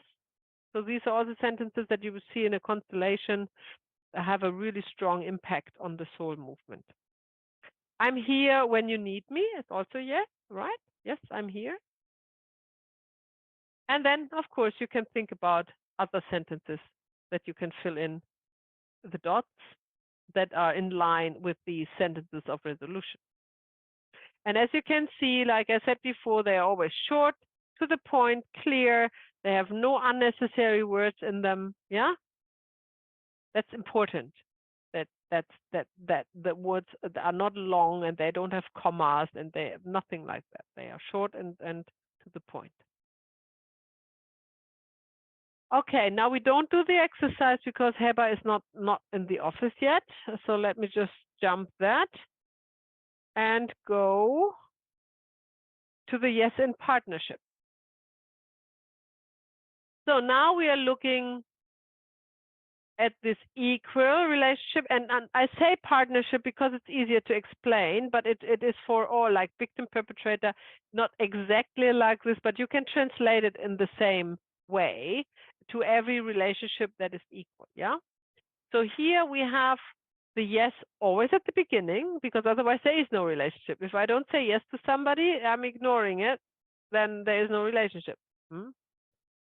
So we have a strong sentence of resolution to acknowledge the yes in a partnership that you hear me saying a lot in a family constellation is, I'm now free to be with you. With this simple sentence, there is a long constellation behind that that has been done in order to make this statement. So that is the result of a healing session. That is the result of the healing through a family constellation. So that's the end, not the beginning, if you will. That's the beginning for the partnership, but the end of a constellation. Yeah? To say, I'm now free to be with you. I see you and your love. is also something that is the beginning of a relationship, but the end of a long constellation or a short one, but you know, a deep healing. Now I'm fully available for you, and the now is important, yeah, because it is acknowledging the transition from not being available to now being available. So the now is not a fill word. That's most important in this context, yeah? And this is why also you hear me pronouncing it in this way. I say, now I'm fully available for you. And then the representative often wants to repeat, I'm fully available for you. And I say, no, say exactly what I say you. Now I'm fully available for you. And then they would repeat, now I'm fully available for you. And then there is a completely different dynamic opening up. At the end of the relationship, yeah, my love will stay even if I have to leave. So that's the end of a relationship. Also, most often, oh, it could be the beginning of a constellation, but it's also often at the end of a constellation, yeah, when something has happened, healing steps that made it clear that this relationship has to part. This people have to part, but they still love each other. Yeah, that's okay. That can happen, right? Yes, Saida. What if they don't love each other? Then you wouldn't use this sentence. You would just not use it. Yeah. Okay. It's thank you. only when it's obvious that that needs to be said, because otherwise they cannot part. Like if they have the feeling they will lose the love, right? And they have to kind of cut the cords and never, you know, don't feel the love for each other anymore, then they won't part. But if there's a destiny relationship and the destiny has been fulfilled, maybe by coming to a family constellation workshop, yeah, and working on an issue, and that's the result, and the love is still there, it's very healing for the partners to acknowledge that they can and will still love each other, but still need to part. Yeah. I love you, and that what is guiding us, something that Berthellinger used a lot, yeah. That is also in destiny relationships, yeah. When they also separate after an entanglement cleared. So it is a little bit more less tangible, this love. So in my love will stay even if I have to leave is more emotional. Yeah, you can feel that. But I love you, and that what is guiding us is more spiritual, if you will. So there are situations where you want either or. You'll always have a place in my heart is something that I like to use, because the word love is not always easy to say for the representatives, yeah. But it's normally easier, or it's a little bit less daunting to say, or emotional to say, you always have a place in my heart, right? But it has the same impact on the relationship. You're parting a relationship in the good, if you will. Yeah? And you also know when the partners can say that to each other, that the healing has taken place.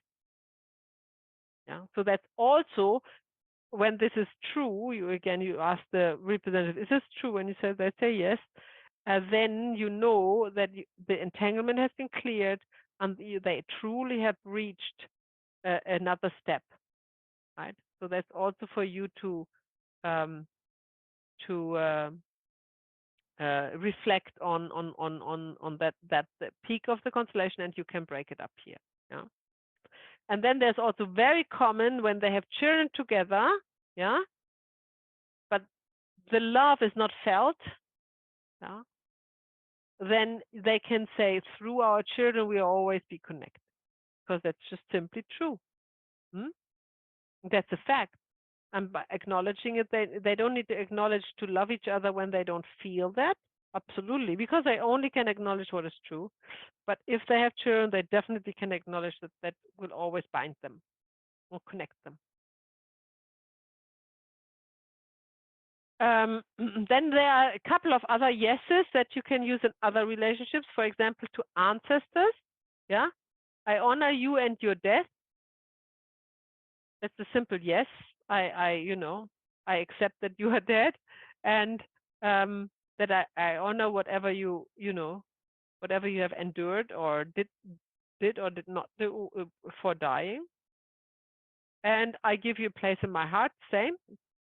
It's also appropriate towards ancestors, especially those who has been cast out. Yeah.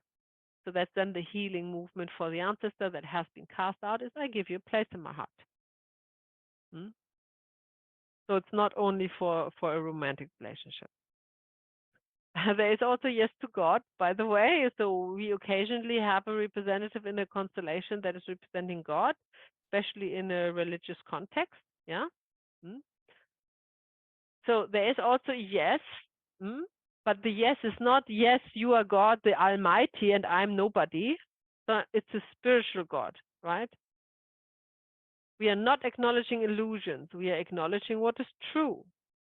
And the truth is God is in each of us.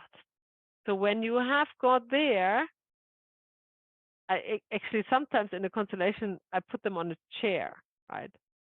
Like not in an online constellation, but in person workshop, right? So they are really towering over everything, yeah, everybody, and that is kind of this religious revengeful God who wants power, yeah, power over people. And then we don't acknowledge that. We probably, but that's too complicated now. Just to do that a little bit shorter, we would actually let them acknowledge that I am like you and you are like me, right? Because I am in you, right? I'm a part of you, right? That's the same, like a little bit like victim and perpetrator relationship, to acknowledge that you are the same, yeah, that you are bound to that. Or now I see you in me. That's also a nice way to acknowledge the God inside, and not to acknowledge the so I just give that away. If you have a God standing on a chair, that's of course representing the Father, right? So there's obviously a Father issue, no, not a real God issue or relationship. And then we have the victim, and that's the powerful yes is here. Now I see your pain. So to a victim, so the perpetrator to a victim, or to an entangler to the victim, now I see your pain. Again, the now is important because that is indicating that there was a not seeing before and now it has changed. If it hasn't, you only use I see your pain. That would be kind of the beginning then in the healing. And then the other way around, a victim to the perpetrator would say, you belong to me, I belong to you, we are the same. That is the healing acknowledgement, right? They are bound together by destiny, and they are equal, right? And as in a relationship that is this is a lake situation, and not the flow situation, not the parents' relationship, right? And this is the yes, and that is the most controversial. I think the most controversial teaching of Bert Hellinger is, I'm not sure if I talked about that before, where he got a lot of hate in the 1980s, 1990s, because in society nobody was used to the idea and wanted to be used to the idea that victim perpetrator are the same. You can see that, right? But it was the healing movement over and over again in every single family constellation. So it became an order through observation. Yeah? And it does to this day is healing all these dynamics which need acknowledgement in this. So it is a fact. And now actually society has the people who know about constellations, they have totally accepted it. But it took really a long time to get out of this corner of being morally right, to the other corner where you actually can heal the soul movement. Then we have, of course, remember, we have always victim perpetrator. We also have advantage giver and taker, yeah? So if you, so talking to an advantage giver would be, I'm honoring my debt to you because they owe something, right? Third order of love, unbalanced. They have received something and they have not paid for it, yeah? This is advantage, disadvantage. So they would say, I'm honoring my debt to you. That's just a simple yes. Something they could not acknowledge before. That's the movement of the soul. Or the other way around, now I see a desperation because the disadvantage giver obviously had a disadvantage and it's always a severe one. So there would be this emotion of completely desperation, and that's an acknowledgement. That would the one who received the advantage would normally not admit. They would only look at their own advantage and not at the disadvantage of the other. Right? That's the imbalance. Yes, Ada. In the advantage giver, is it I'm honoring my depth through you, or I'm honoring my debt? Like, is it I owe you something, or I is owe it? you something. Yeah, that's Okay, what it meant. so, okay, thank You you. can also say I owe you something, but that would be more slang, and it doesn't Yeah, have this impact on the soul. It's yeah, not precise enough. yeah. Okay, Okay. very good. Yeah. Okay, very good. Right. We will have an exercise as soon as Heber gives us the okay that she can sneak out and go in a breakout room with us. And Navjoti too, because your video is also off, by the way. You okay? Yeah? Okay. So now we are coming back in our exercise to the power of words and the yes, but now I would like you to put that aside, and now I would like you to talk to you about dynamics in family systems. Belonging, conscience, guilt, and destiny, what we looked at last month, yeah, are forming three basic dynamics in family systems. First dynamic is atonement for my sin. And that's what we're looking at today. And it's related to the word yes. The second dynamic is rather me than you. We will look at that tomorrow, and it is related to the word please.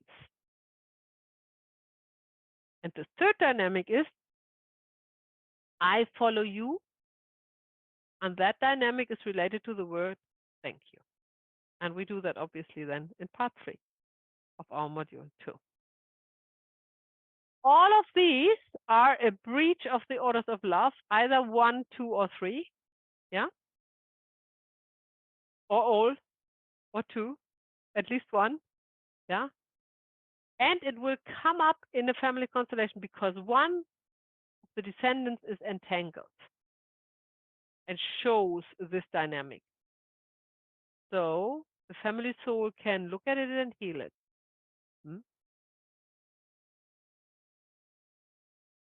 Let's talk about the dynamic today, atonement for my sins. It is a violation of the first order of love, belonging, conscience, and guilt. So first of all, we have to talk about what are sins. And there's, of course, a lot of you most often hear this word in religion. I'm talking for Christianity. That's the one I know. I'm not quite sure about other religion. I would be happy to hear that from Saida maybe and Heber. Is the word sin there also incorporated? Yeah, it is, eh? Yeah. So what if you would have to describe what a sin is, Saida? How would you describe it? Doing something against God's will. Doing something against God's will. Okay. Anybody else offers another definition?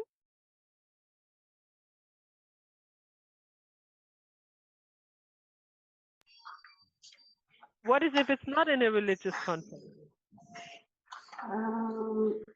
Maya, I think I need to log out and back in. For some reason, my camera is not turning on. Your camera is on. We can see me, you. right? We can see I you. can see me. Okay. Yeah, we can see. Are you on your? Are you going somewhere where you can be? I'm With already in the face- washroom. There's nowhere else. You can stay there. Okay. Right. Let's do our exercise. So let me Okay. just stop sharing. Okay. So our exercise is that you are exercising in groups of 2 when to apply the word yes. Okay. And we are talking about a parent-child relationship or other relationship. So I put you in breakout rooms and you decide with your partner who is representing themselves and which relationship they want to look at. Either partner or parent or child, if you have children, right? Doesn't matter. And now the exercise is to stay quiet and not talk and observe, and then come after a few minutes to the conclusion, who has to say yes? Is it you or is it your partner? And you can try it. And I want you to try it. So one says to the other, yes, just after a period of silence and observation, yes. And then you ask, is it true? Yeah. You ask yourself and you ask your partner, is it true?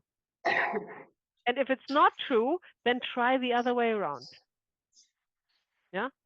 What happens if your partner says yes? Yeah. And this is an exercise for observation. So you can feel, you get a feeling, when is it right to say yes? And then we switch? And then you switch. Yeah. And that would be only 4 minutes each. So that's a very quick exercise. So breakout rooms. Sign automatically. And here you go.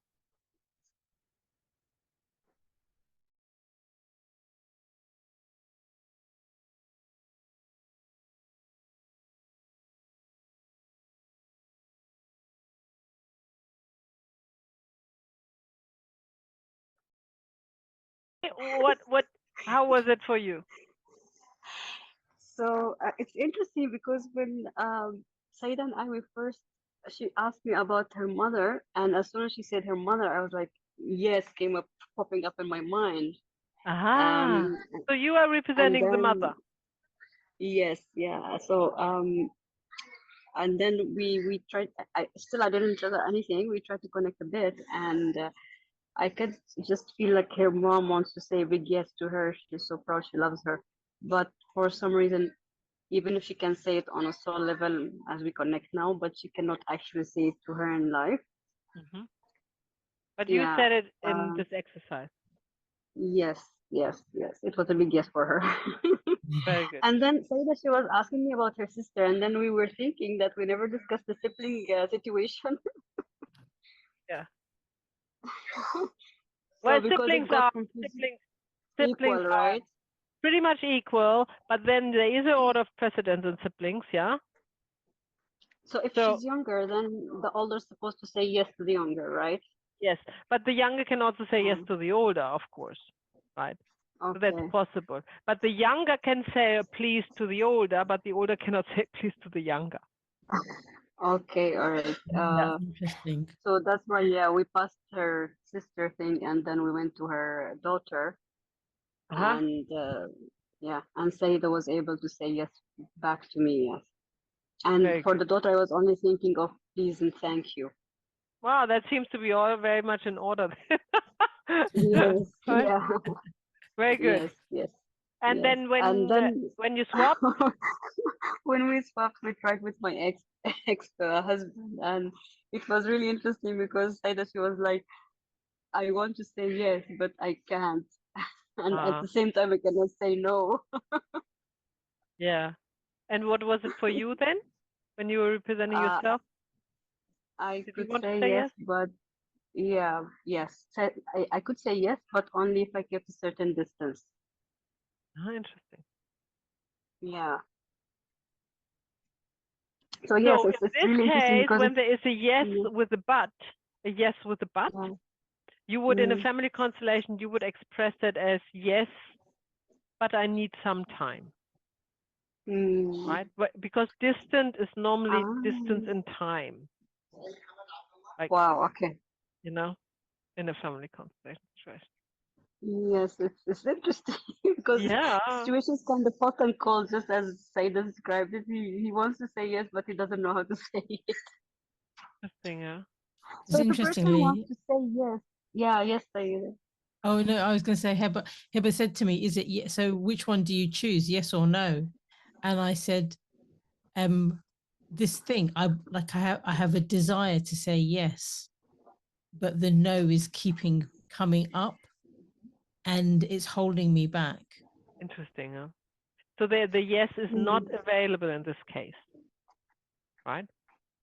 mm, It's not a matter of time. It is at the moment the yes is not fully available. That's it. Mm. Yeah. But when I was sitting there and we weren't speaking, I felt as if I was in tension between the yes and the no, and I kept going between one and the other. Twist and Like torn. physically, I felt tension. I think that rings a bell to Heba.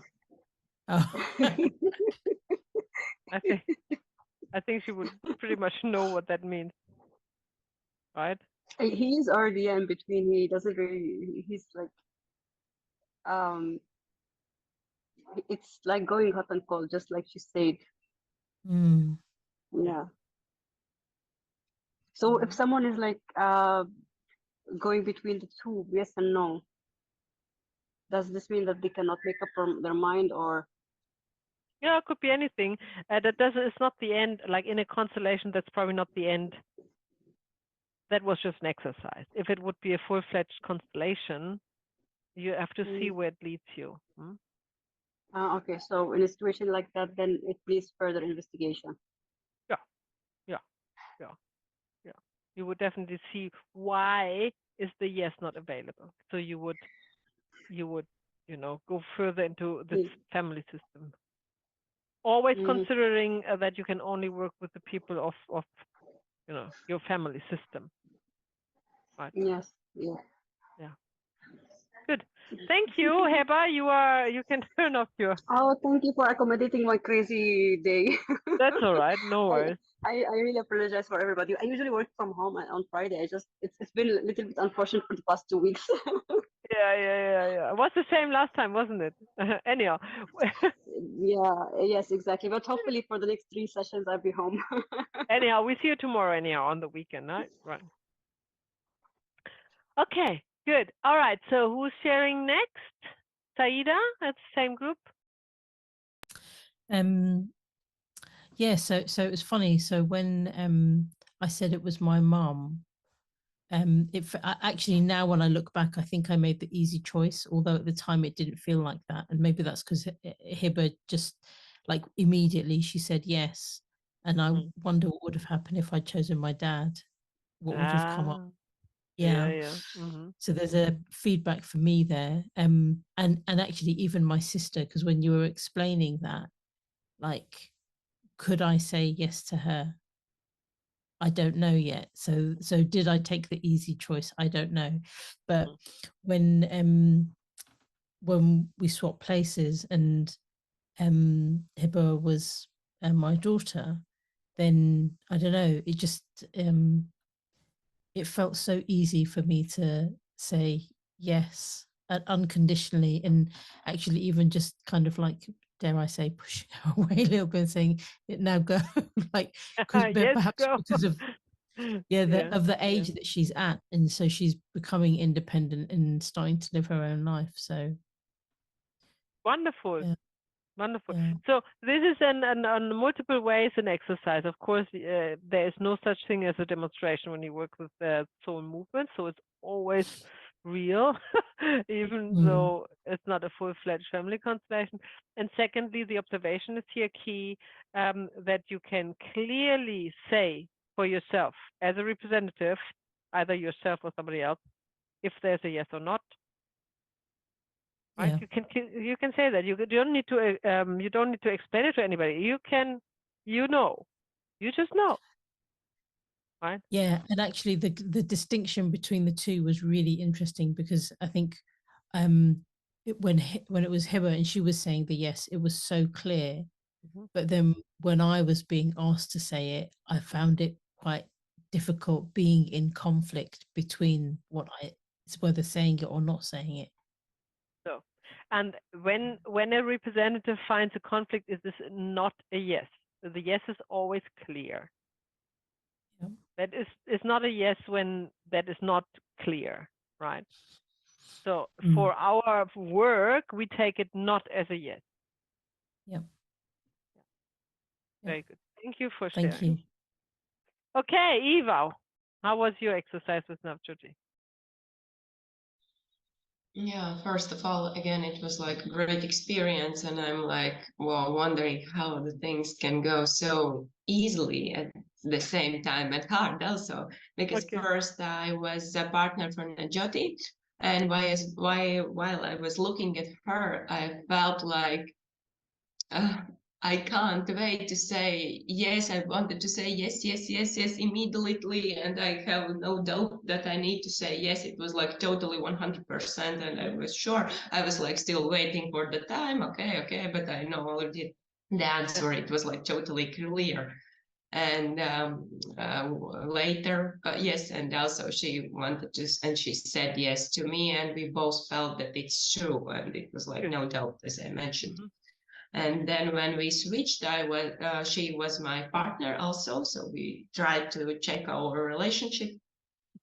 And I also looked at her, and I noticed that one moment she was so similar to my, I don't want to say boyfriend. It's like not my husband, but we are like much closer than boyfriend, and not like in that kind of relationship like still my husband. But she was so similar that this eye line, and she smiled, and it made those wrinkles, and I was like, whoa, how it can be possible that she looked like totally like him.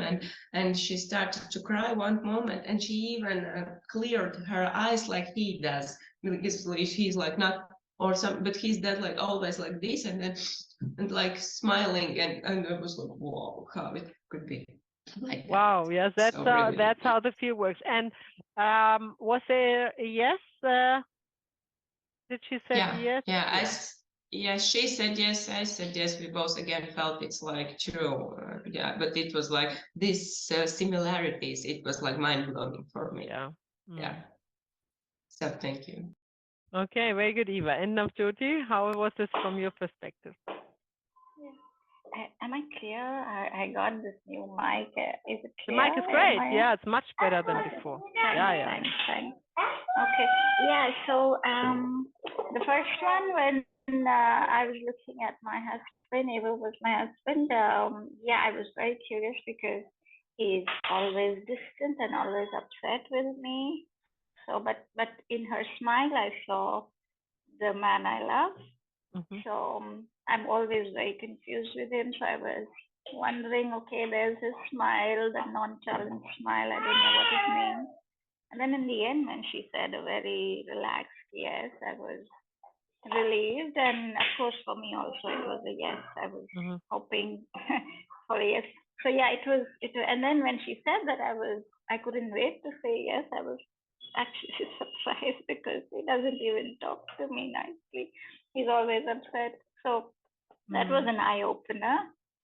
And yeah, and when I was able to question, it was so funny. Right from the first second, I was bursting with love, and I was bursting so much with love, I cried. And then I was like waiting for the time to pass, and I finally told her very quickly, I can't wait. I want to say yes, and I love you so much. Wonderful. I was embarrassed about crying like a baby, but yeah, I was.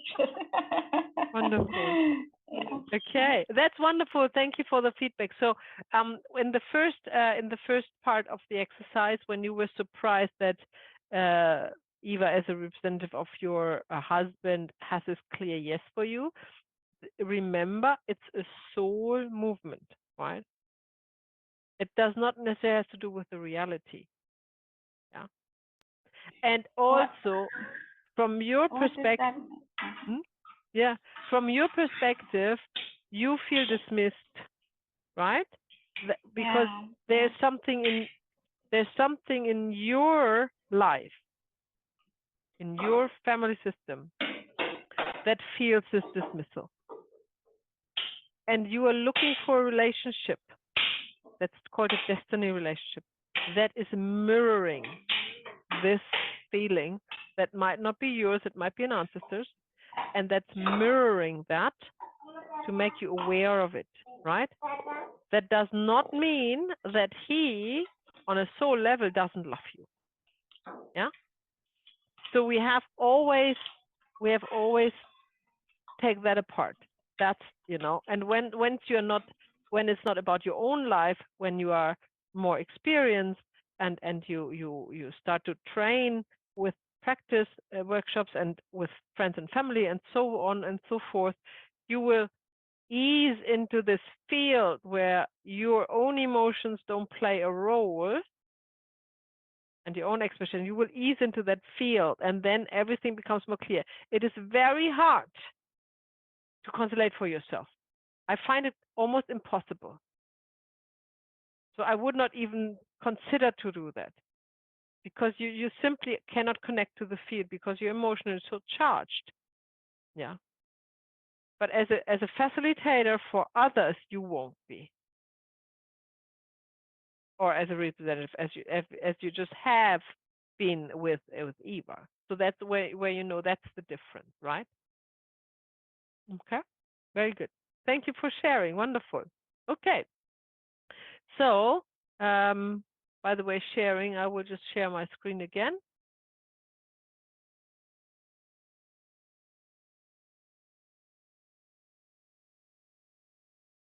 Okay, so we were talking about atonement for my sins as the dynamic we are looking at today in the last 20 minutes we have. So it is a violation of the first order of love, belonging, conscience, and guilt. We talked about what are sins, and Saida has shared that from her religion, what that means. In family constellation, sins means only feeling personal guilt. And it does not have to do anything with religion. Yeah, that's how we use the word sin. So remember in the first module when we talked about guilt, yeah, and where this feeling of guilt comes from, that is the feeling that we see in this dynamic. Now, there are two ways how somebody can feel that. Either their own guilt, because they did something that they can't get over, maybe caused somebody else's death, yeah?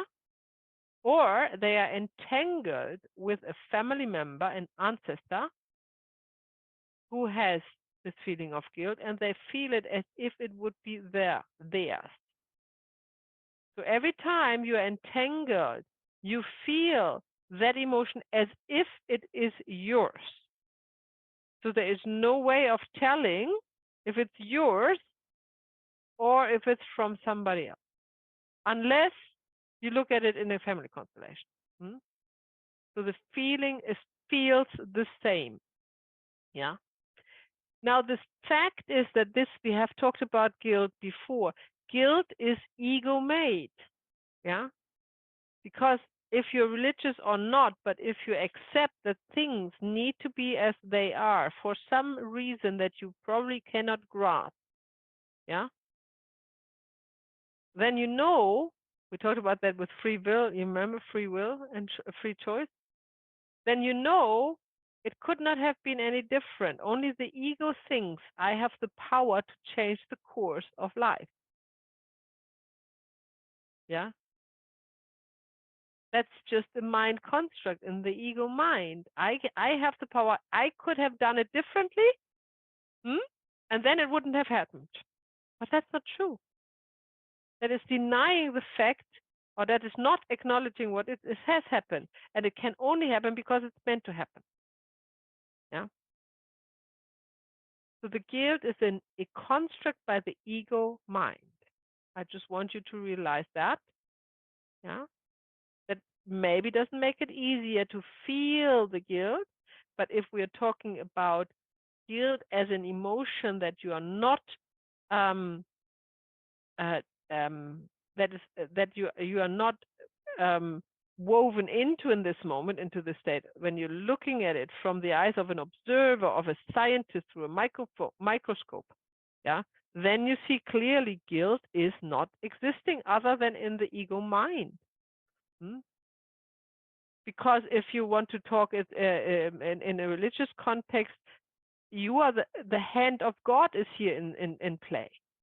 You know, let's talk about this accident we had last time, that you drive a car, you haven't drunken, you are not tired, there's nothing you could have done wrong, yeah, but it's dark and you're not speeding and nothing, and you drive over a person, and you know there was absolutely nothing, even the person may jump in front of your car because it was suicidal, absolutely nothing you could have done, you would anyhow suffer of this feeling of guilt, because the ego mind comes in and says, you could have driven 5 minutes later, or you could have driven a little bit faster and you would have missed, you know, the person. That's the ego mind. You couldn't have, because it's meant to be you were the hand of God in this example, right?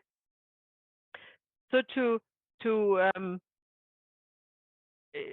just to put that into context, that doesn't help for the feeling of guilt, right? Because it's conditioned. Doesn't help for the feeling, but it's just when you, as a facilitator, you see the concept, right? So inevitably, somebody who's suffering greatly of guilt has also strong ego attachment. Yeah, you can connect the dots there. Yeah? So, what is the healing word for somebody who feels? Yes. Sorry, a quick question about guilt. So, I tend not to feel guilt. Good. But sometimes I can get caught up in the thought process of what could have happened and everything you're unpacking. But actually, is that, I don't know, like if I work with people that tend not to feel guilt, is that a good thing, or so it depends. If they are psychopaths, it's not a good thing. But if they are normal people with a normal mental state, then I would say yes, it's an advanced state of the soul. So the soul would not be young, the soul would be experienced, the soul would have learned all these lessons around guilt and ego, and would have managed to shed in this regards the ego mind to this extent. Yeah. That's helpful. So, thank you. Good. All right. So what is the healing word now? We have to look at it when we're discovering this dynamic, and we have to see what is the healing moment as well. Yeah, that's what we need to know. So, and to find that out, I talk you through, right? So the first dynamic that is always leading atonement for a sin, that is leading to diseases, accidents, suicide, and death, is this word. We call it atonement for sins. I said not mine, because they can be yours as well, because it could be an entanglement. So somebody who has not done anything is just entangled with an ancestor. Yeah, it is either personal guilt or an entanglement. That's what I want to say. Yeah, and there is a deep love to the entangled person who has caused the death of another person, felt as one's own guilt. That's always in an entanglement. I'm not talking you through entanglements here in detail. We have that at another stage. But I just want you to remember always two choices. It could be an action the one you are working with has actually done, or they have done nothing and they are entangled with somebody who has done it, and they feel exactly the same. It just feels exactly the same. So I'm really sorry, Maya, one more. So if I remember rightly, last time you said that we shouldn't work with people that have got kind of like mental health conditions. Yeah, difficult. But here, you know, you mentioned suicide, and I want, so can we work with the children of people who've died from suicide or their relatives or? Yeah, Yeah, okay, definitely. thank you. Yeah. Suicide has lots of reasons, and that is always a strong dynamic that so when you have a suicide, you have always guilt in the family, because if a child commits suicide, or an adult child even, the parents feel guilty that they haven't seen it coming. If they have a partner, they feel guilty that they couldn't prevent it. There's a lot of guilt involved into suicide. So that is causing, in all ways, shapes, and forms, different interruptions in the flow of love. So yeah, definitely work with it. When you come to the one who actually has committed the suicide, and we have another dynamic who is that's the I follow you dynamic, that is very often goes in line with suicide. When you come in the family constellation to the generation, to the actual person who actually has committed this first suicide, and find the other one in this generation who actually felt the guilt, then you start to heal there. And then, suicide does not necessarily need to be a mental disease. I don't see it that way. There are many ways that and one of them is an entanglement with an ancestor, perfectly healthy person. Yeah. The other one is a possession. Perfectly mentally healthy person has a possession. I can give you an example for that. So there are many ways. I'm not quite sure. I'm not following, like, the psychiatric way of healing mental disease. Are they considering suicide always like as a mental disease? For some people it is, and I think there's some medication that makes you have increased suicidal ideation. So they put you on a medicine for I don't know, like bipolar or just something to make you happy. Some other condition, yeah. And then one of the side effects of the medication can be increased suicidal ideation, which then leads to it. So it's so complex. It's, it could take a long time to unpack, I think. But I'm what's the word? I'm hopeful now, because last time I think I felt a bit deflated, to be honest, when you said not to work with people with certain mental health conditions, because I think so many people have them today, and it seems to me as if this work can really help. But now I feel optimistic because you said that we can in certain conditions. Yes, it is not like, I'm more talking about somebody who is that's like, let's take the worst, schizophrenia, right? And there's actually a thread on the community page about schizophrenia, because we always discuss that in the training. Yeah. It is a fact, and Bert Hellinger stated that, a fact that they cannot be helped with family constellation.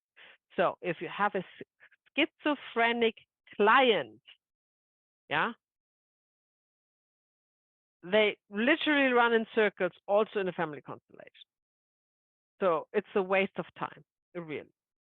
However, if you have a mental disease in the family system that might causing an unbalance, that you can address, especially if your client is entangled with that.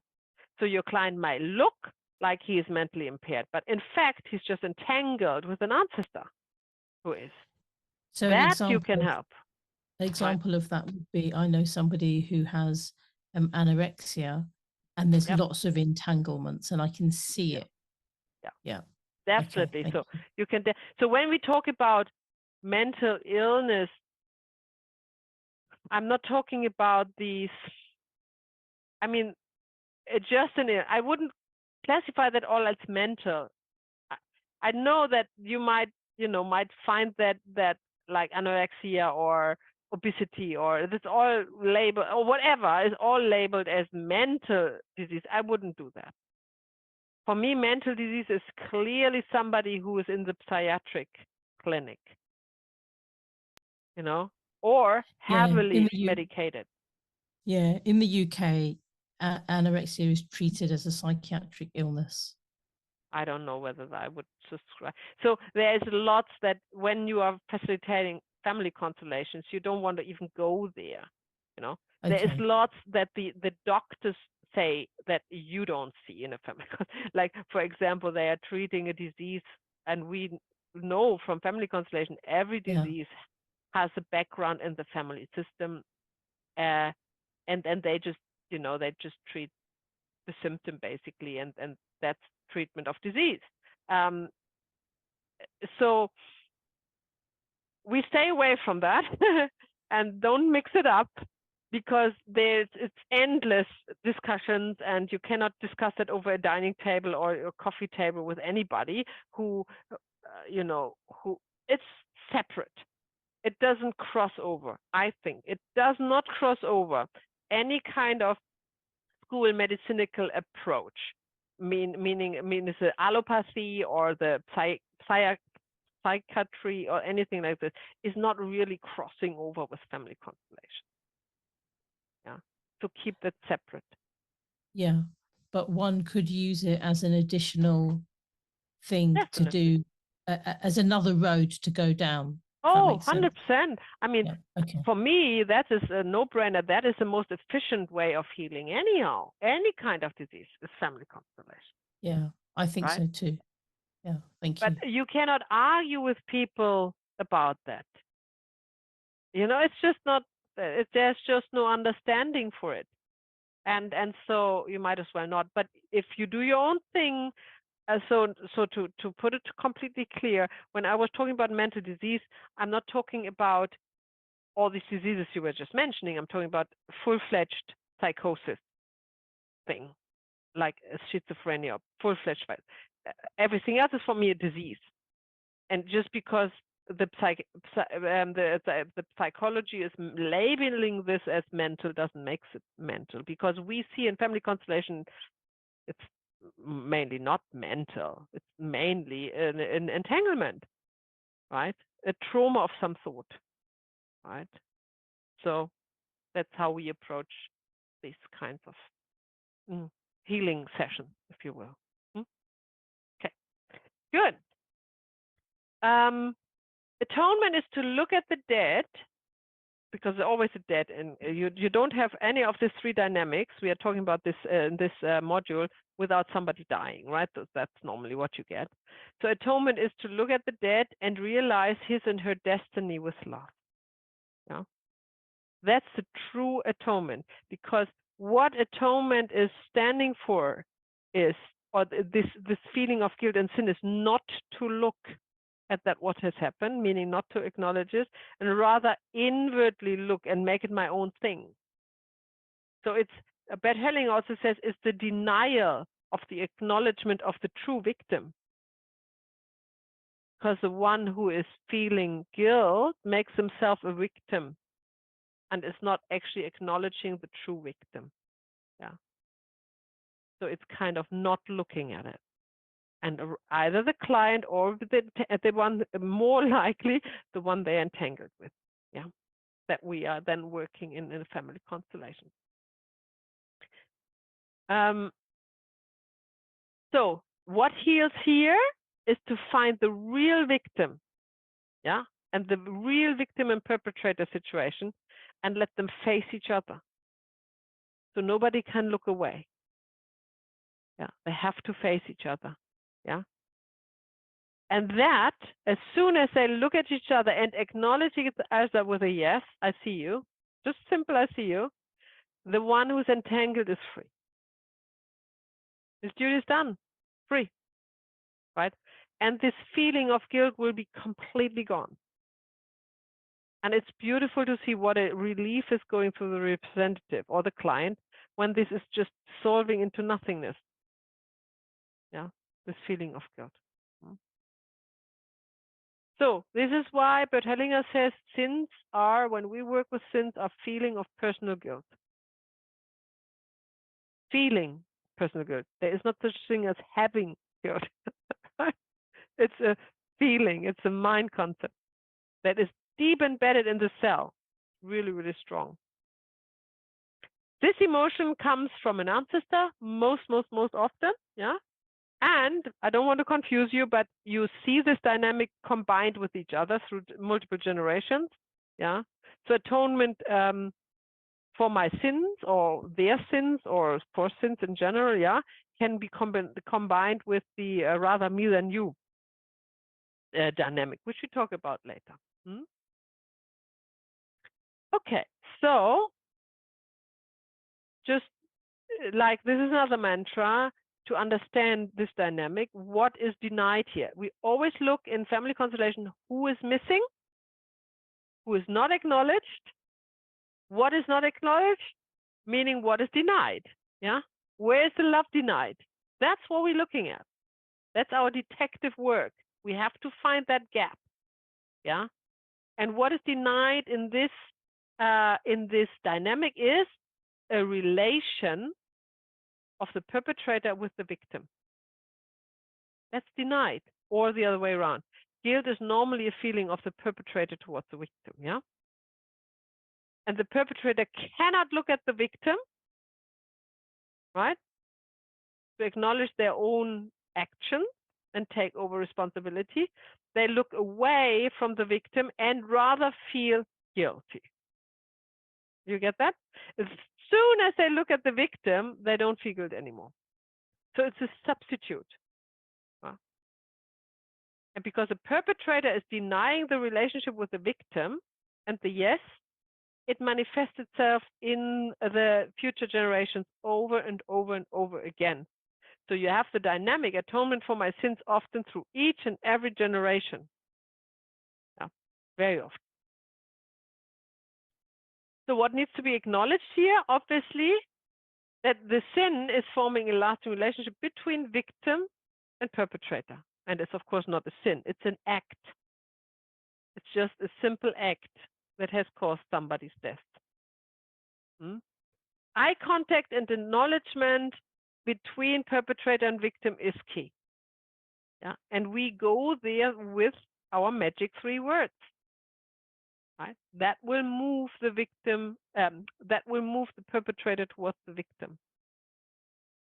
We just as a side note, we never like grab a representative, say, look over there. I mean, we do in some circumstances, but that's not normally, that's not healing. It's not healing to just turn them around and place them somewhere else and say, now you look at it, now you're healed. That's not how it looks. They need to find the way on their own. You are helping by providing the suggestion of repeating words. And that will actually move towards love, flow of love. Then also doing something good to honor the victim is also very healing. So it can be the yes and the eye contact, right? But it would be also something good for the perpetrator then, whatever is appropriate in this situation. Probably not if you're working with generations ago, but if you're working with an actual client who is not entangled, you know, who is just kind of a perpetrator and took somebody's life and needs healing, and then look towards them, right? Then you can actually suggest that they do something to honor the victim, right? In a good way, like donate some money to whatever fund, or write a poem, or whatever, yeah? So it could be anything. Buy some flowers and put them on a little shrine to honor the victim, whatever. Just look at it and acknowledge it without guilt, obviously. So not trying to pay reparations for a sin with a disease, living alone, or any kind of suffering and unsuccess. That's what happens. So if you have a client, well, disease can have many, many reasons, but a disease, loneliness, also depression, unsuccess in relationship, unsuccess in life, unsuccess with money. There can be many, many reasons for that you find in family constellation, but it can also be this dynamic. Yeah. So that's nothing to be ruled out, because it clearly shows somebody doesn't want to look at somewhere where it needs to be looked at, right? Instead of making their own life small. It's like literally atone for a sin, if you will, right? By not living their life to the fullest, by living a small life. That's the picture that you can keep in your mind when you want to think of the dynamic here, atonement for my sin. So when does this dynamic happen? Well, in every situation where life has been taken away, we come back to the accident I'm quoting here all the time. It could be a crime, a war, aborting a child. It doesn't, the context doesn't matter, right? It is the feeling of guilt that makes it so.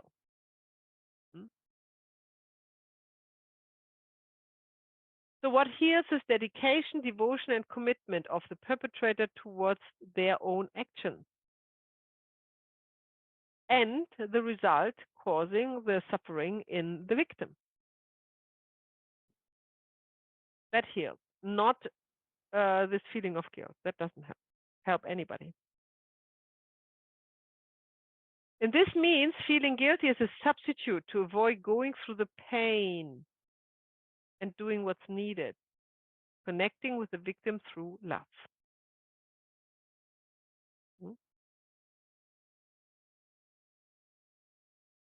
Okay, we are at the end of today's content, and it's spot on time-wise.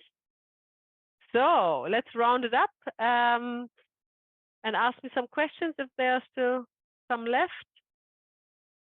Of course, you can also write them down and ask me tomorrow if you want to think about it a little bit longer.